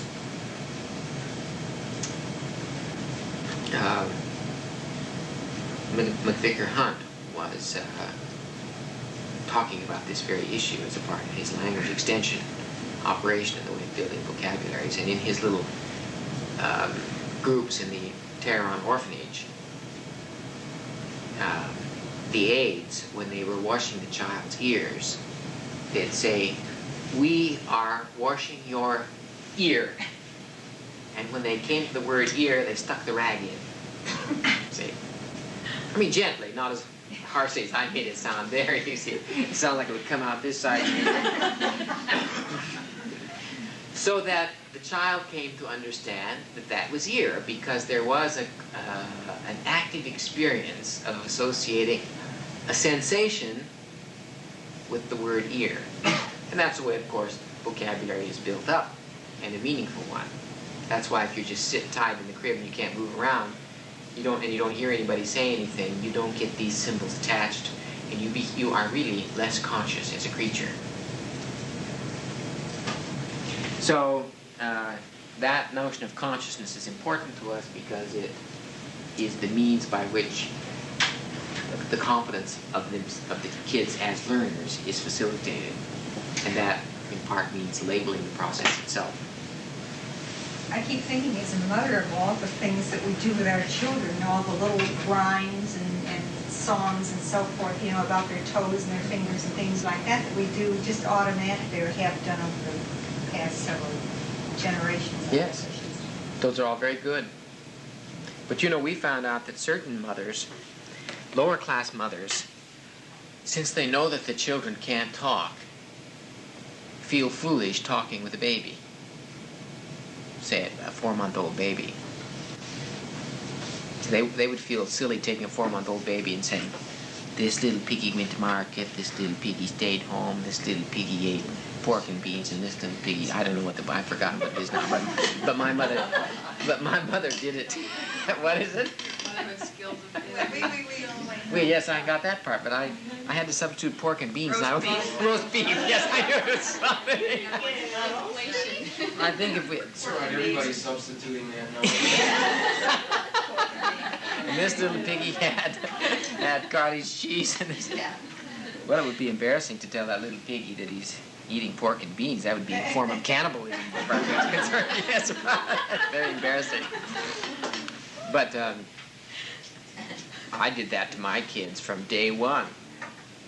I used to tell my little girls, "I just love you so much, I eat you. And the only reason I haven't eaten you is that I don't know whether to begin with your nose or your toes." I mean, I told them that from the day they were born. And I used to nibble their toes and nibble their nose. And so then I went on too long. And finally one day I said, "I know it's the toes or the nose." You know, then you know you played the game too long, right?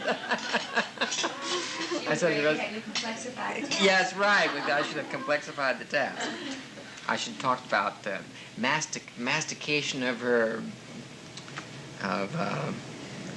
cortex or something like that, or you can think of some multi-syllabic terminology here.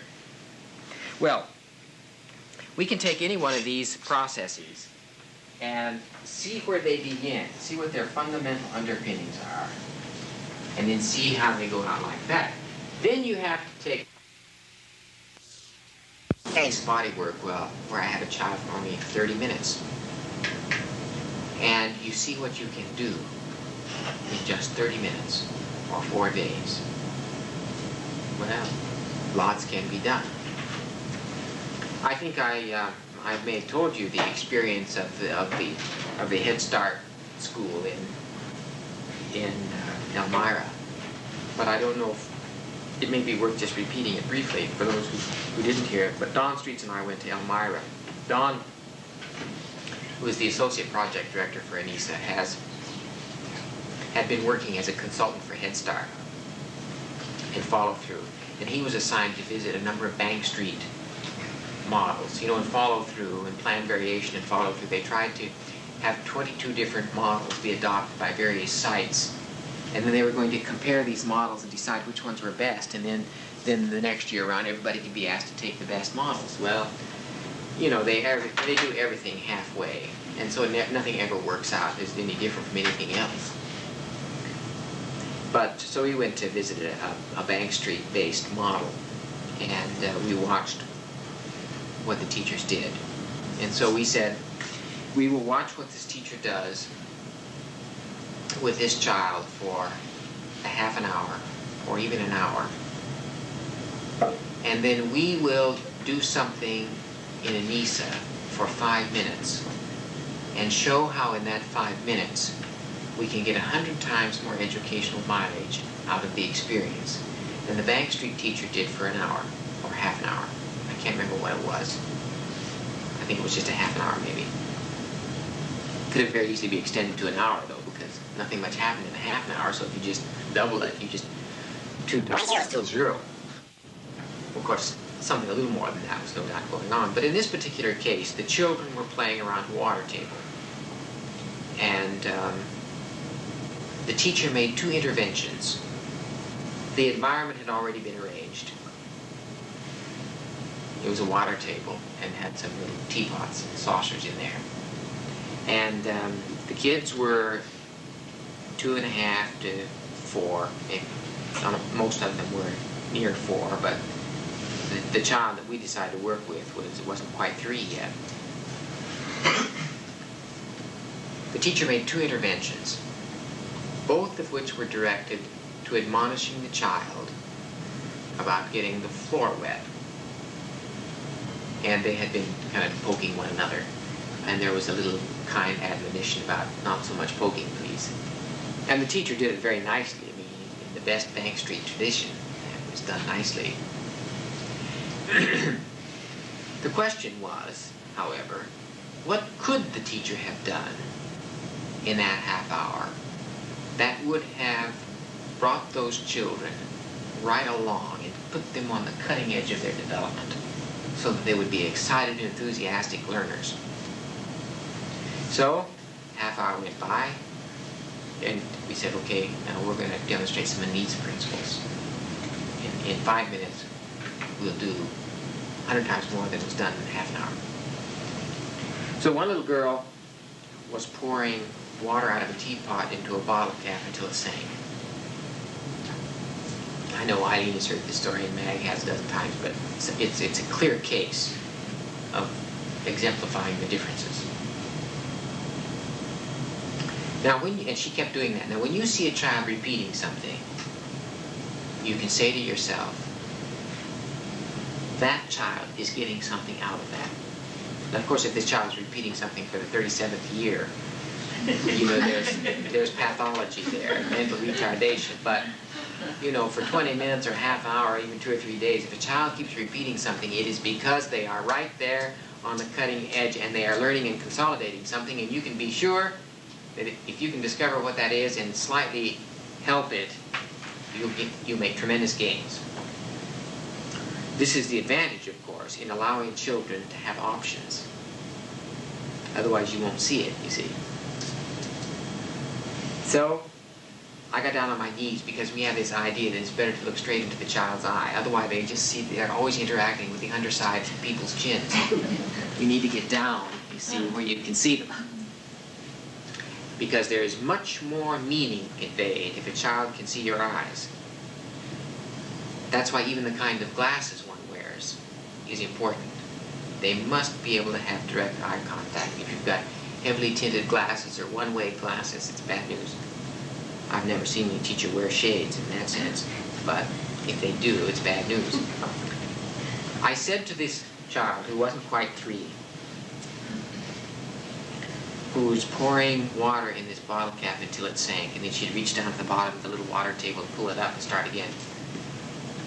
I want to assess developmental level on a cognitive dimension and pick an objective, a process objective from the cognitive domain, and move on from there.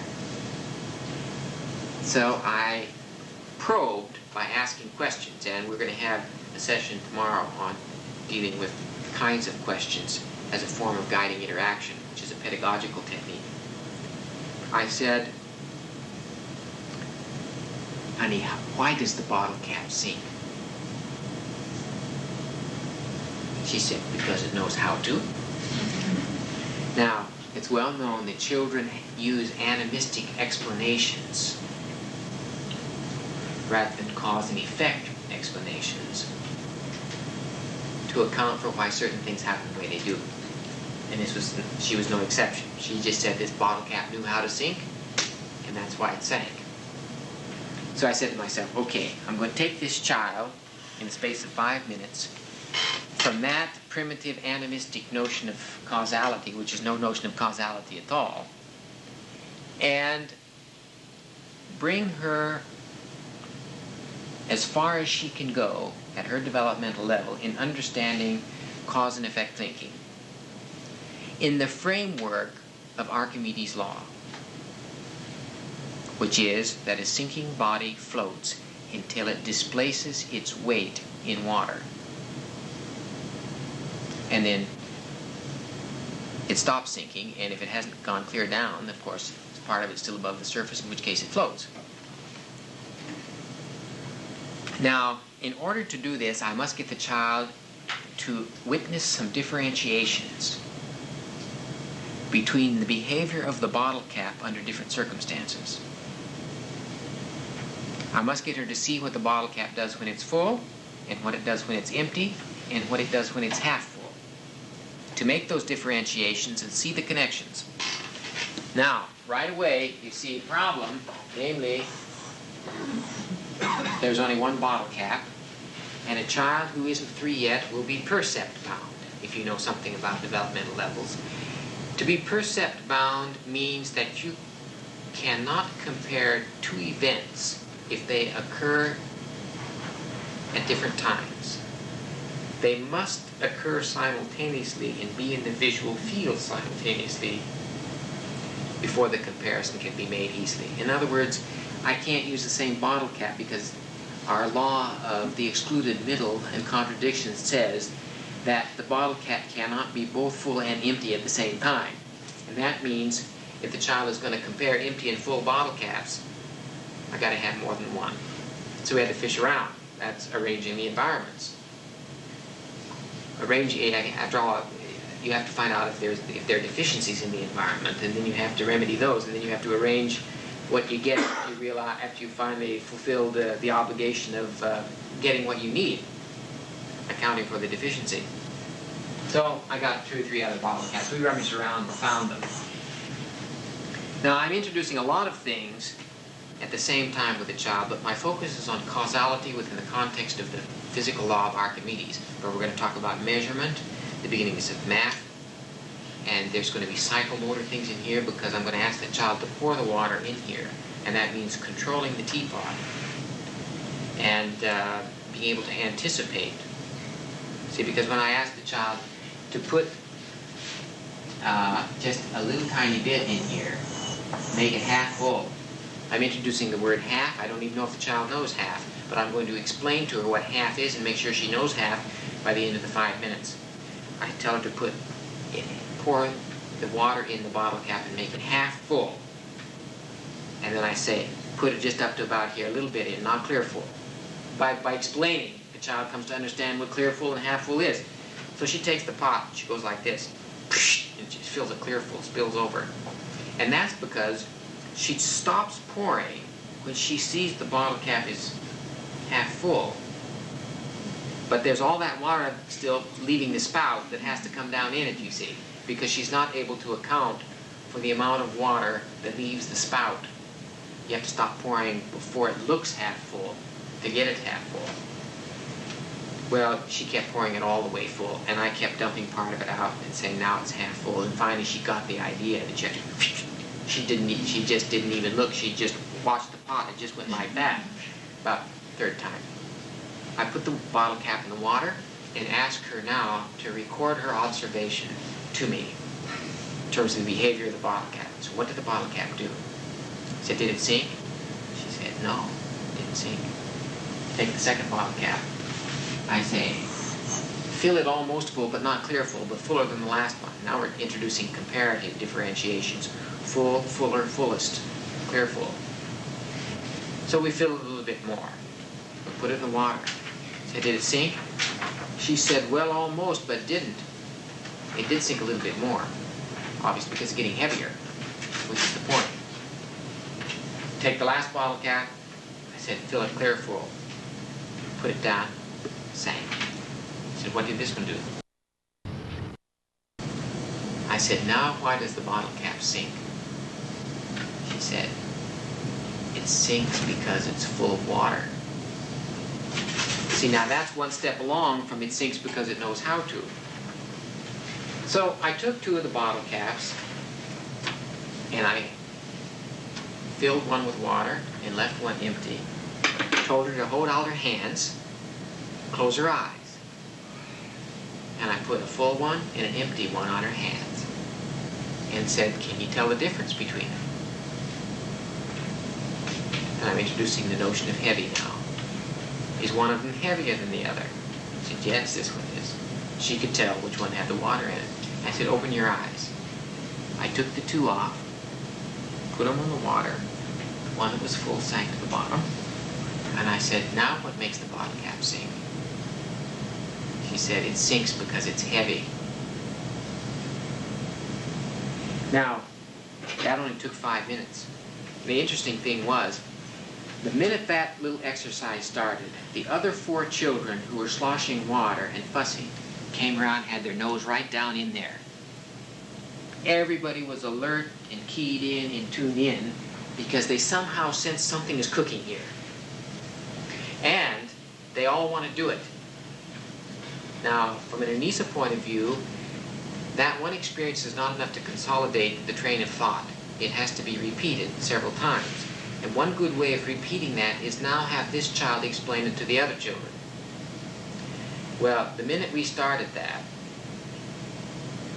she was ready to run with it. And the little boy said he wanted to pour, and she said, nothing doing. She's the executive in charge of this operation. You can tell you. She's going to do the pouring. He's not educated to do it. He's unqualified to do this Archimedes experiment. I mean, you could just get the whole thing. You could just see this child running a business in 20 years, you know, because once she had that little bit of knowledge about it, I tell you, she really moved into the situation. Well, we would ask her to maybe demonstrate it again, and then we would have to encourage her, well, you got to let Johnny try it now. See, she became very possessive of this knowledge now. She was willing to share it, but she was going to control all the materials nonetheless. See, well, it reminds me of a lot of teachers I know. They don't want the kids to do it. They want to demonstrate it themselves and let it go further than that. But the point was that all that took place in about 5 minutes. And because we were on the cutting edge, there was tremendous interest. And all these kids were about the same age, and they were about at the same developmental levels, and therefore they all could participate in some way, shape, or form. Well, that is simply an indication of how having something in mind as an objective functions as a purpose, which then structures what you do and becomes the final cause of it.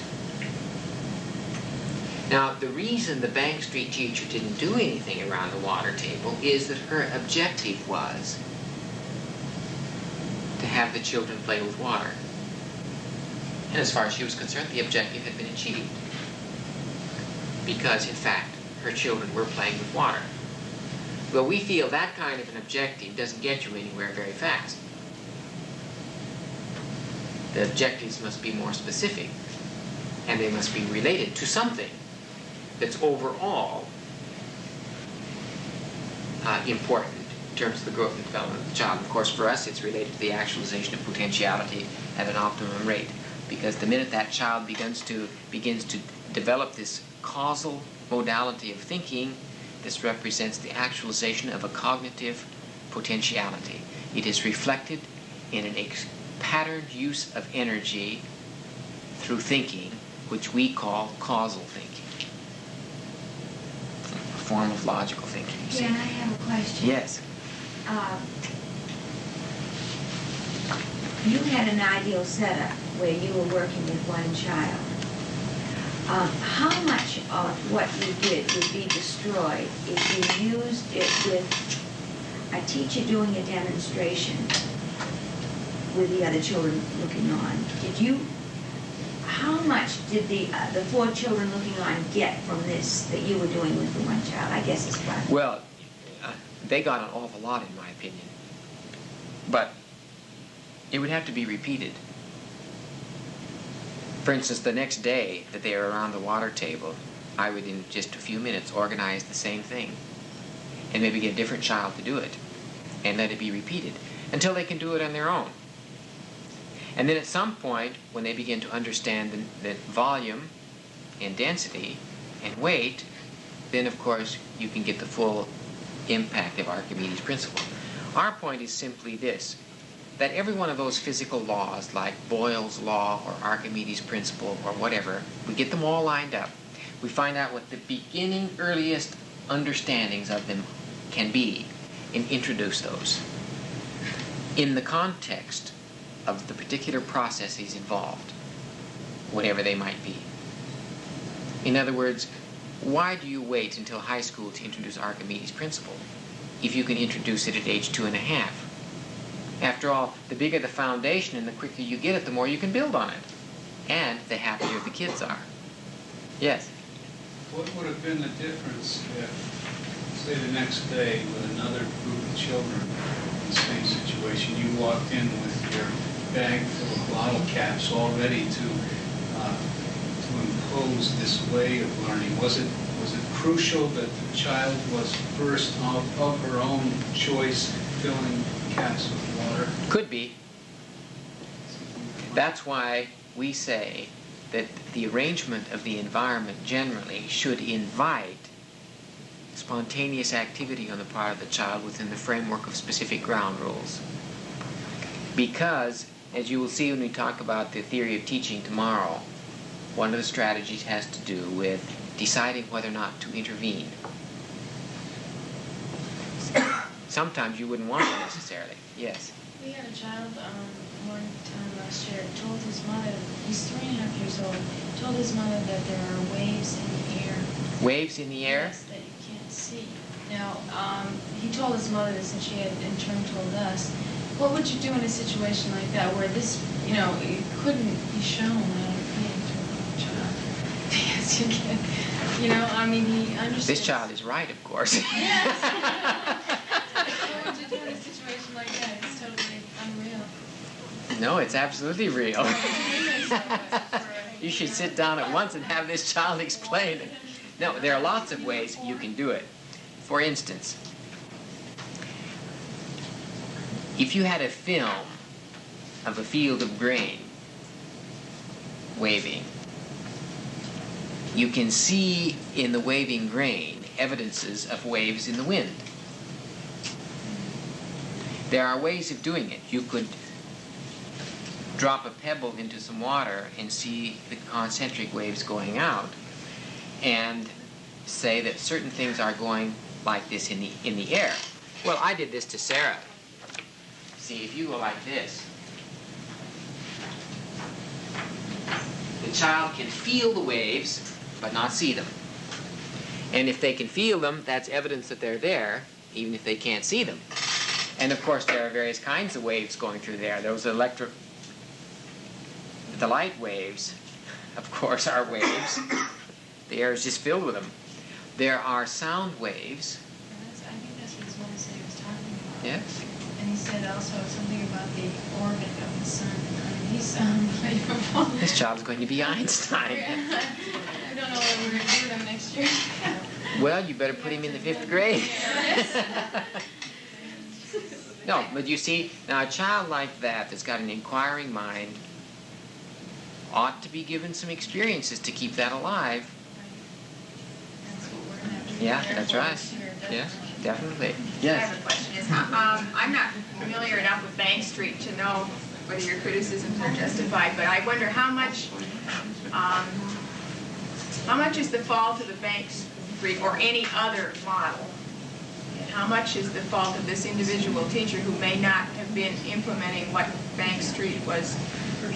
Now, what I'm saying is, and you have the same problem, you have this beautiful model, and I'm sure Bank Street thinks theirs is gorgeous, and then you have these varying degrees of competence putting Yes. this model into practice. Sure. And then people come around and observe, and they say, gee, you know, this Bank Street teacher or this Anissa teacher didn't really take advantage of this situation.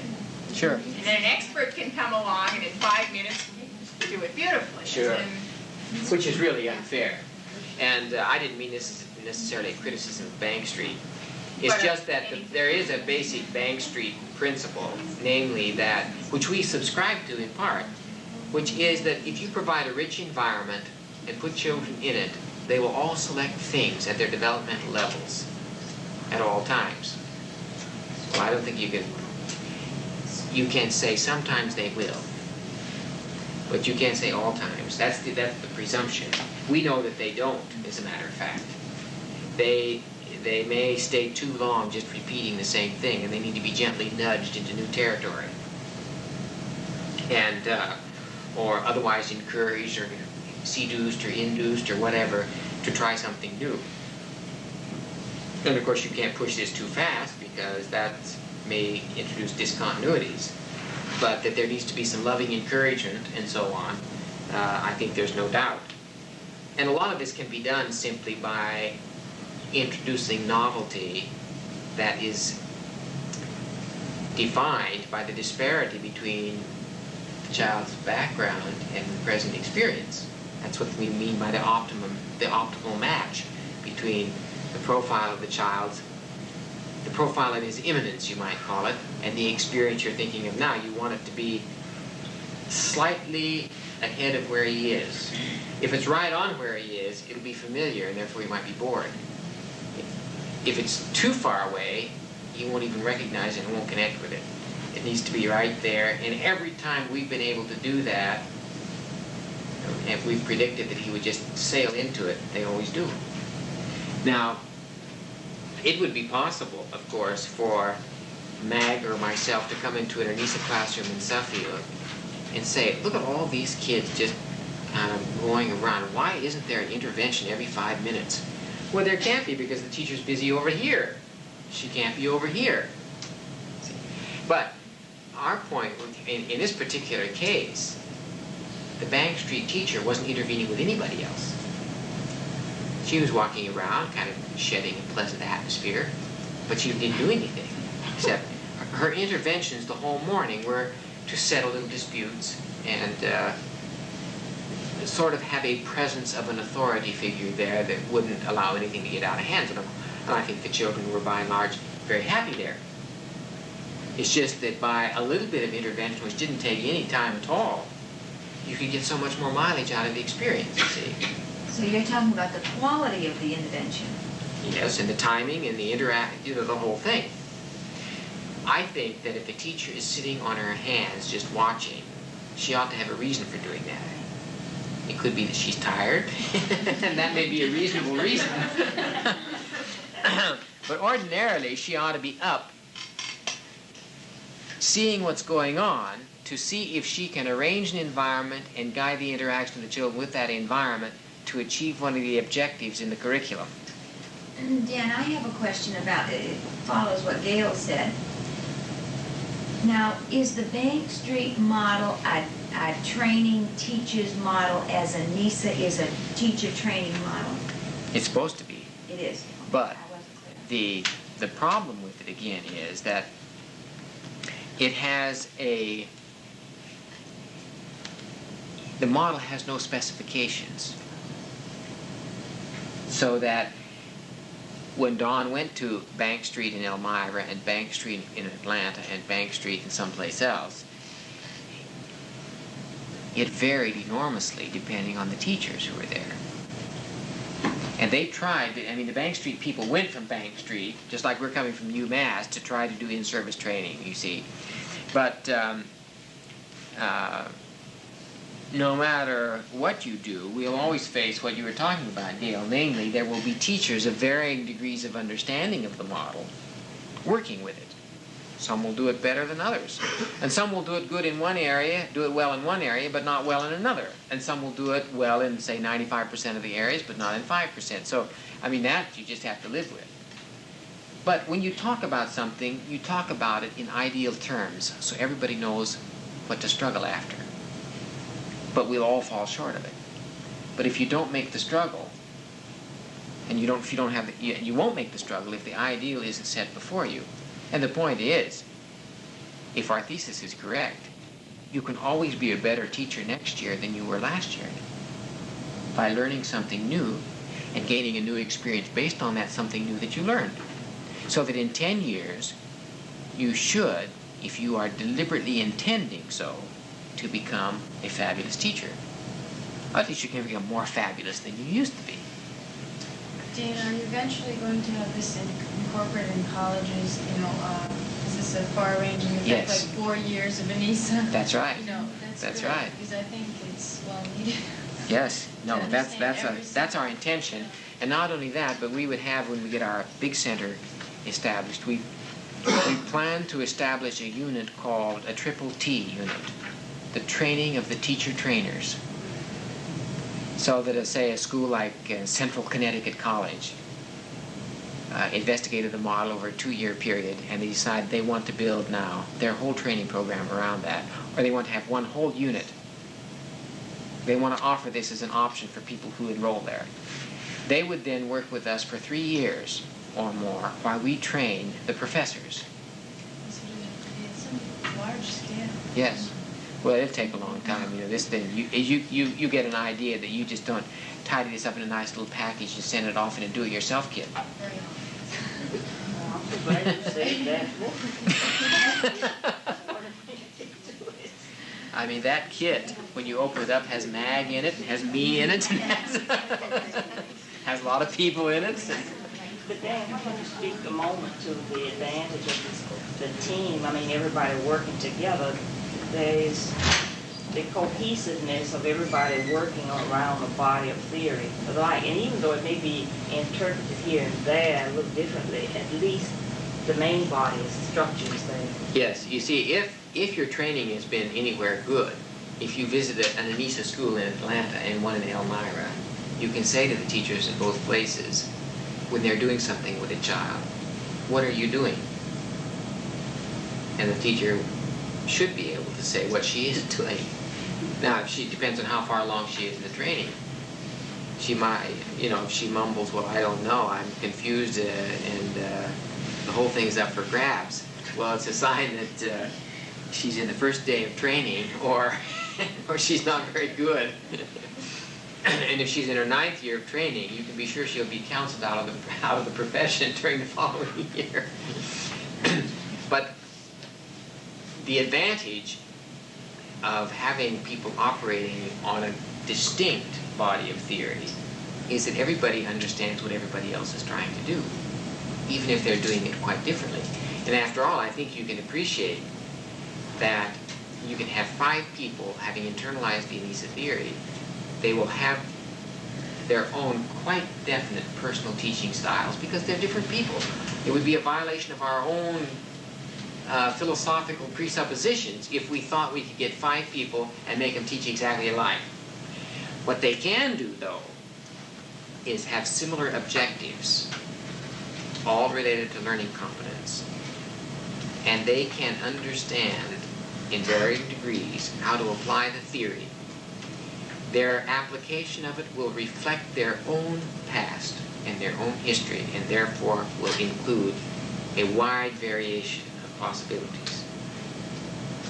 So you never find anything so specific in ANISA like asking a child what something is, and then when he says it, giving him an M&M, which will look pretty much exactly alike no matter where you see it done. However, that doesn't mean that on some occasion we might not even do that. because that represents a very definitive form of feedback, which may be important to help a child get over a certain problem at a certain time, but as the basis for a total system, it doesn't seem to work very well. Well, I want to take some time now to talk about the organization of the content curriculum. And that'll kind of wind us up for today. Then tomorrow, I think we'll break down into the small groups to do the things which are more along in the pedagogical part anyway, rather than in curriculum. One of the things that makes man different from all other creatures is his capacity to transmit culture. Culture means ways of thinking, feeling, and acting. And therefore, culture represents all of those things that are learnable.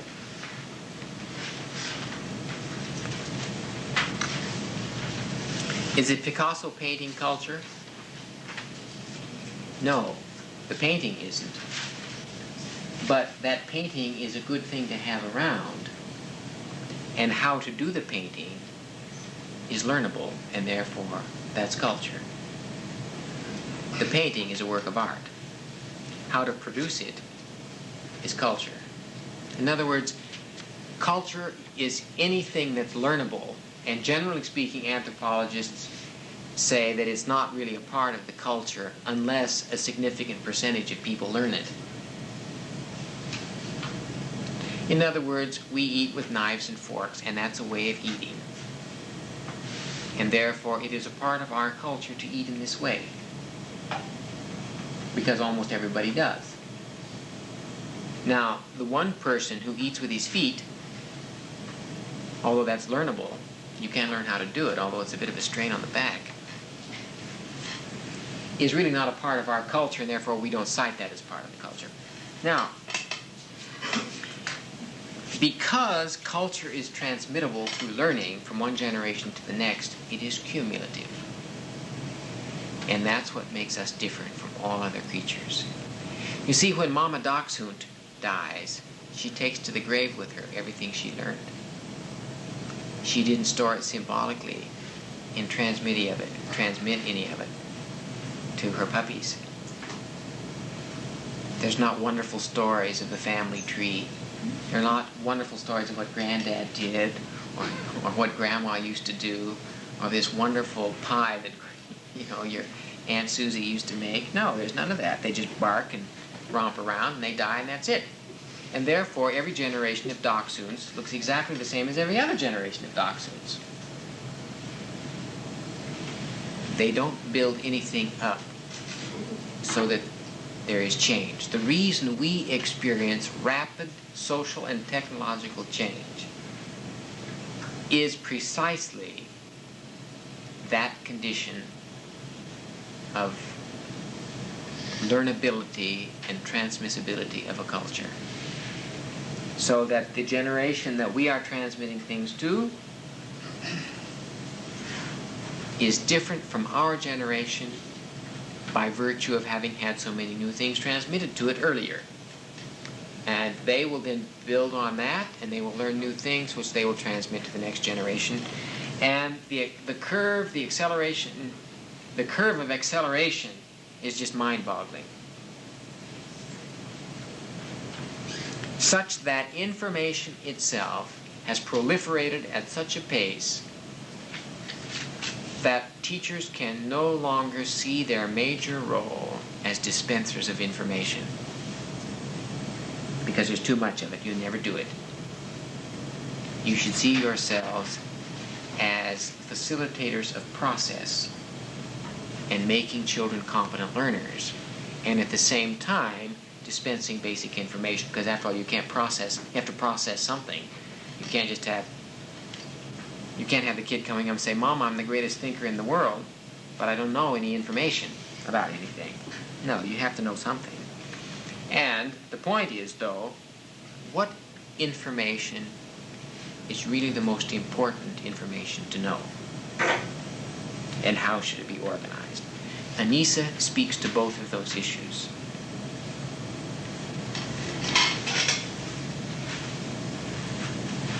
The classification of the content curriculum, or the organization of the content curriculum, is organized around the classification of environments.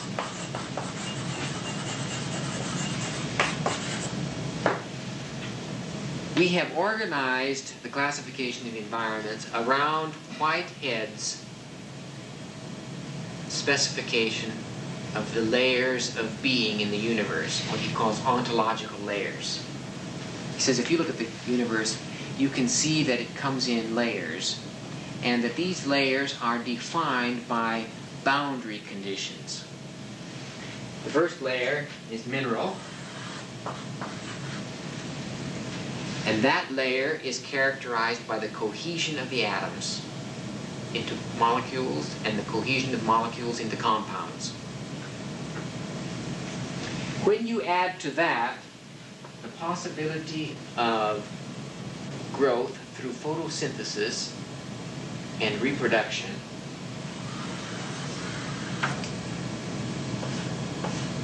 you have the vegetable layer or botanical layer. It's more complex, it's more advanced, and there is a reasonably distinct boundary condition between the two.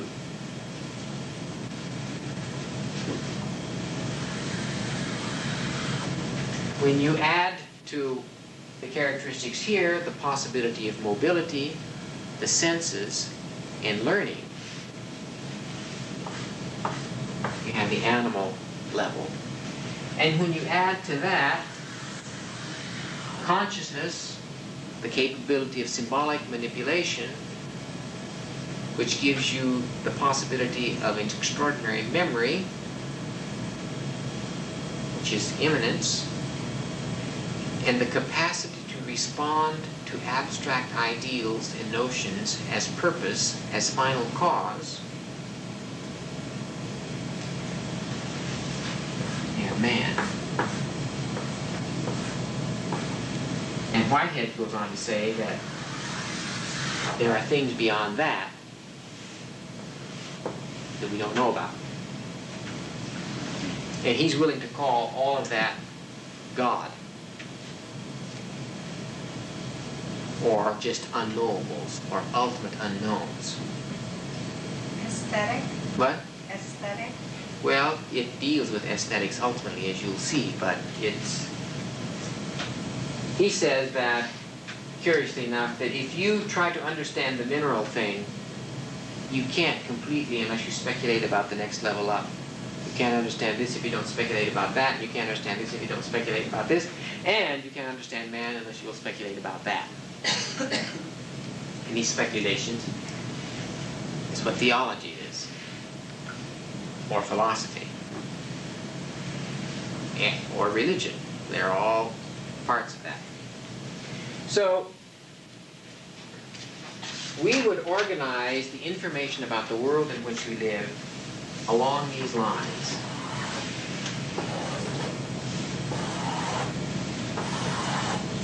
But we make a big division here and a big one there, and kind of lump all these together so that you have 1, 2, 3 basic classifications of environment. Now, the interesting thing is that most educational institutions in the world have, in fact, organized the informational part of the curriculum along these lines. So that you have physics, chemistry, and astronomy down here. And you have botany here. Here you have zoology, biology. And here you have all of the human sciences, psychology, physiology, anatomy, human physiology, psychology, sociology, anthropology. They're pretty well organized in this way. That's a little simplistic, but it does give you an idea. There's history, linguistics, all kinds of things in here about man. But things are pretty much organized that way. That's why when we come to a school system the organization of the informational part of the curriculum is pretty well already done, and it's there. Now, you wouldn't necessarily try to keep these parts of the curriculum separate all the time because they are connected. These layers are connected, as you well might imagine. This is only to make sure that you have a basic organization of it so that you don't leave things out. But they're going to be interrelated, obviously. And then if you want to concentrate in one of the areas, that's possible. You can do it. Now,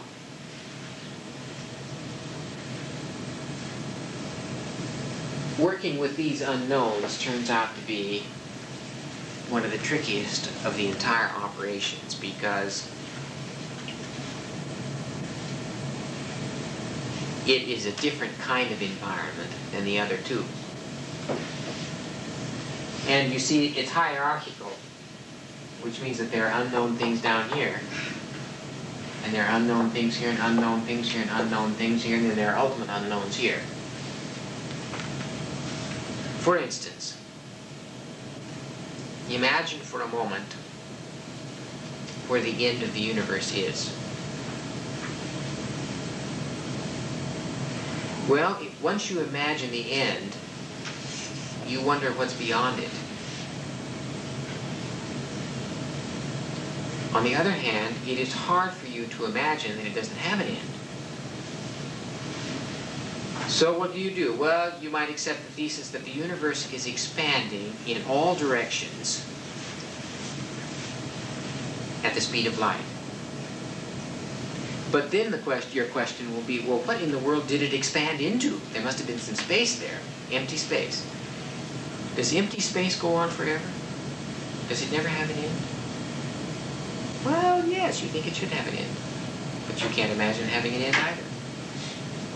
Will you ever know? It's doubtful. Some people think when you die you find out. Well, I don't know myself. I doubt it. I'm not going to experiment right away. I know I'm going to have that opportunity at some time. I'm going to be patient. I'm a patient person by nature. I'll wait. But we got onto this idea of the unknowns and facing unknowns because to know that something is unknown is a byproduct of consciousness. We know when we know, and that makes it possible for us to know when we don't know. You can even know that you knew something and have now forgotten it because you have stored information that you knew it. And you can remember that you knew it, even though you can't remember what it was you knew. It's very complicated, as you will see when we get into the memory seminar on Monday.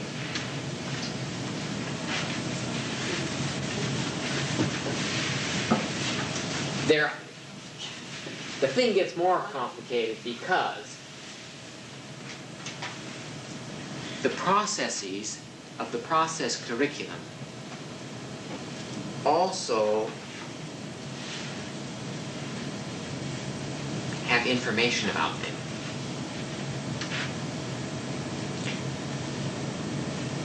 Which is a part of the content curriculum.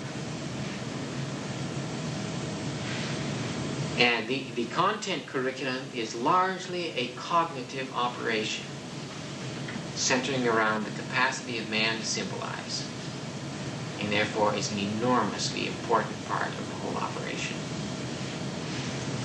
Well, let me put it all together very briefly now, and we'll have a chance to go into it. Here's the child filled with, we'll put S for self, filled with or endowed with an infinitude of potentiality. And that child will interact with the physical environment, which includes those first three layers: mineral, vegetable, and animal of Whitehead.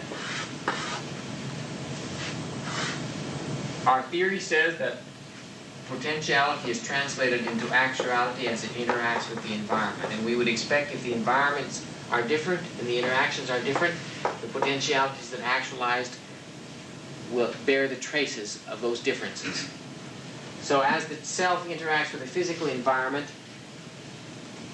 potentialities from 5 categories: perceptual, cognitive, affective, volitional, psychomotor, are actualized. But as they are actualized, these potentialities, they become powers, or manifestations of energy use. But these manifestations of energy use do not reflect randomness. There is a pattern there. There is a structure there. And we call the integrated pattern utilization of energy from all these categories of potentialities, as they are structured when interacting with the physical environment, results in material values. Now, I don't want to get into a great detailed discussion of values today because we're going to take it up on Monday. But this is how we have solved all of the 25 million dilemmas in value theory. It comes down ultimately to what you do with the only thing that you have charge over, and that's your energy. And it connects with the layman's definition of a value, because if you say you value something but you don't put any energy into it, then it's a sign you don't really value it. And we know that people may say what they value, but if they don't act on it, it's not very convincing. And that's, we intuit that if people don't invest their energies in what they say they believe in, then we don't think they really believe in it all that much. So we say, well, they don't really value it. On those values, on that patterned use of energy that we say represents material values, represents a higher order competency called technological competence. These material values, this structuring, is influenced also by the information about these environments which you have assimilated. Now, here's the key factor. If that information about the material world, the physical environments that you have assimilated contains error, it will cause you to pattern the use of energy in regard to that environment in a different way, such that you will be slightly out of touch with the reality of that environment, and therefore you will not be as effective in dealing with it as you would if you had acted on the basis of information which represented truth. So the more error you have in the information about the environments, the more the way you use the energy when you interact with that environment will be slightly out of touch with it. And of course, we interact with environments largely on the basis of their appearance. And that sometimes will get us into trouble. Because if our sense perception doesn't tell us certain things, then we don't get the information. For instance, carbon monoxide has no odor. The reality of carbon dioxide is that it is poisonous and will kill you. And therefore, your information must come from cognitive, conceptual knowledge of that phenomenon, because you can't see it, you can't taste it, you can't feel it or smell it. But if you breathe it, you die. Now, of course, if you're stuck in a garage and the car is running, you can smell something, but that's other things, not the carbon monoxide. When you interact with the human environment, that's this man up here now, that next level up. Energy, as you interact with it, is structured, and that patterned use of energy as you interact with other human beings represents social values, and on that rests moral competence.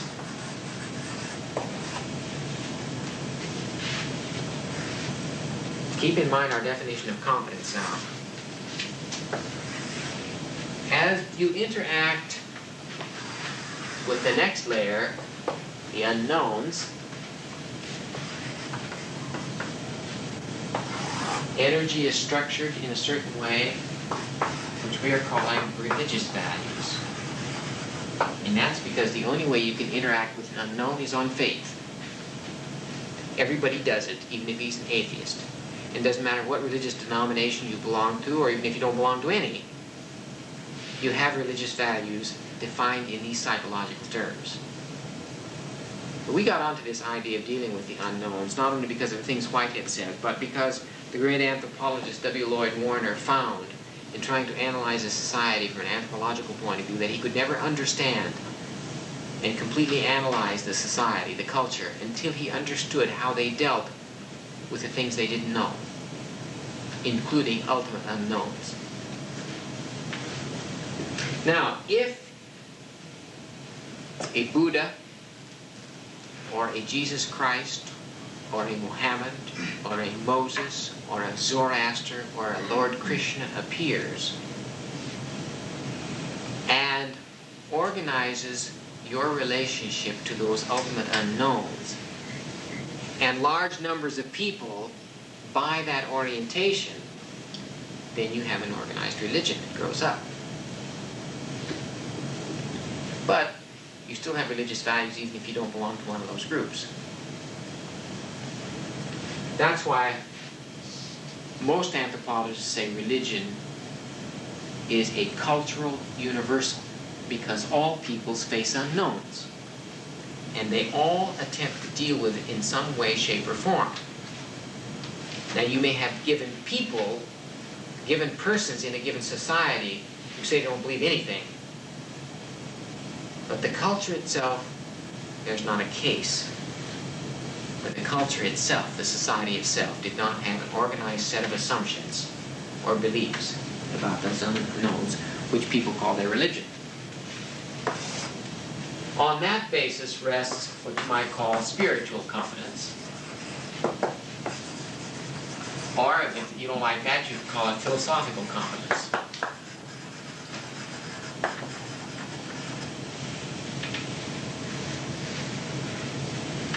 Now, there are three basic sets of symbol systems that help us record the information that puts us in touch with some appearance, or hopefully some reality behind the appearance, and helps us store information about the world out there. On this level, the symbol system is math. In this level, or in this category, it's language. French, Swahili, English. Here, it's the arts.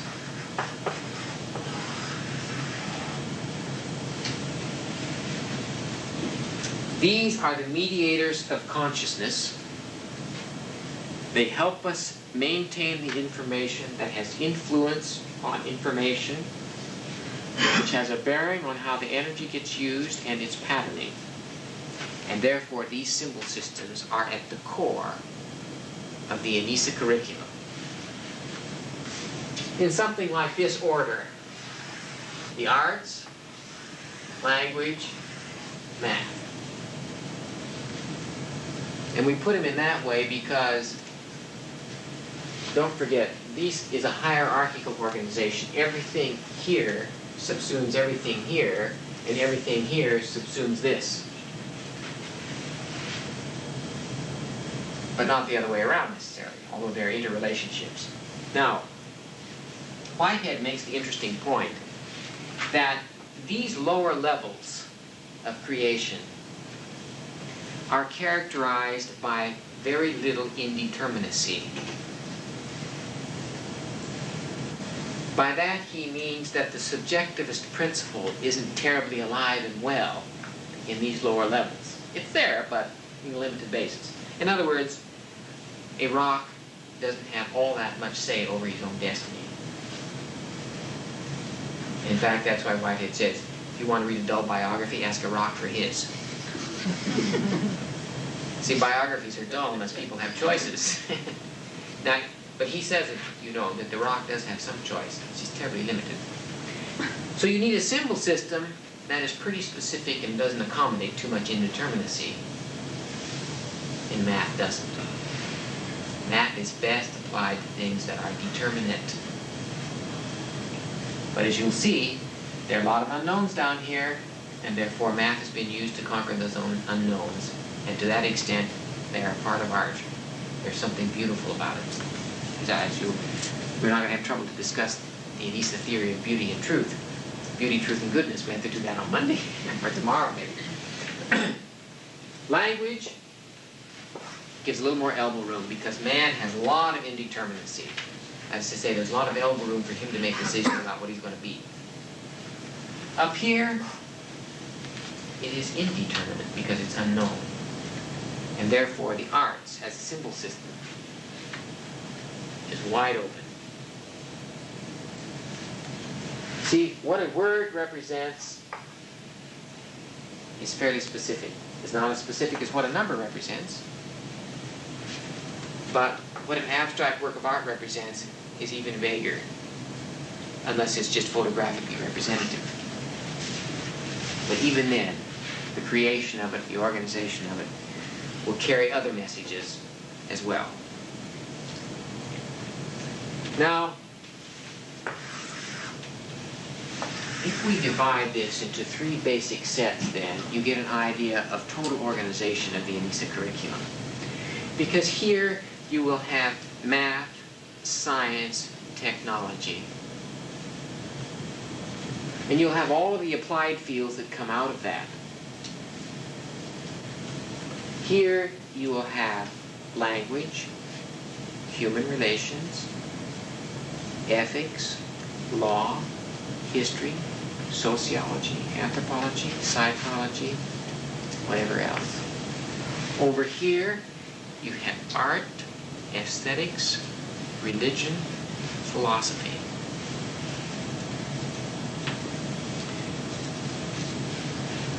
And the arts. Here you have language, and this breaks down, of course, into such other operations as reading and writing. Well, that gives you an idea of the extent of the Anissa curriculum. One final point, and that has to do with the 4th kind of environment, namely the self. The self is made up of the other 3 because it's made up of physical things, tissue that we're made up. It's human, and it's got a lot of unknowns in it. We don't know what the potentialities are ourselves. We don't know what our future holds. We don't know what's after death. We're not quite sure what tomorrow holds exactly. So the self emerges as a composite of all of these. In other words, when you pull together material values, social values, and religious values, they represent the total patterned use of energy of the organism. That defines the self. And on Monday, we're going to go into a detailed analysis of this, and I'm going to use the Anissa theories of the rehabilitation of juvenile delinquents and the Anissa theory of treating mental illness therapy as cases in point to illustrate the power of this theoretical perspective for understanding pathology and treatment of those pathologies. Any questions? No? No questions? I promise that if you have a question, the answer will be in 2 sentences or less. My wife has a thesis that the reason people don't ask questions after I talk is because they're terrified of having another 15 minutes. That's why I'm making a promise that it'll be 2 sentences or less. Of course, they may be very complex sentences with lots of subordinate clauses and semicolons, but yes. Off the subject, but how would it affect the model if instead of man being a higher form, evolved in lower forms, it ends up man as a lower or degenerated, the species is default, de-evolutionized from a higher form.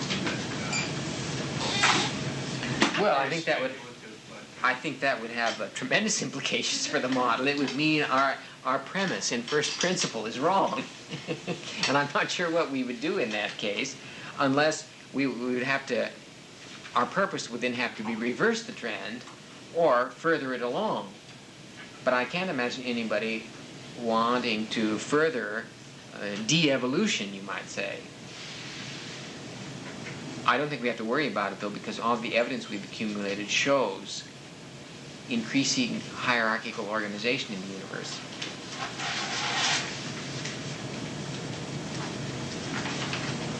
I've never, ever entertained the thought until you raised it this very moment. All right, see you tomorrow.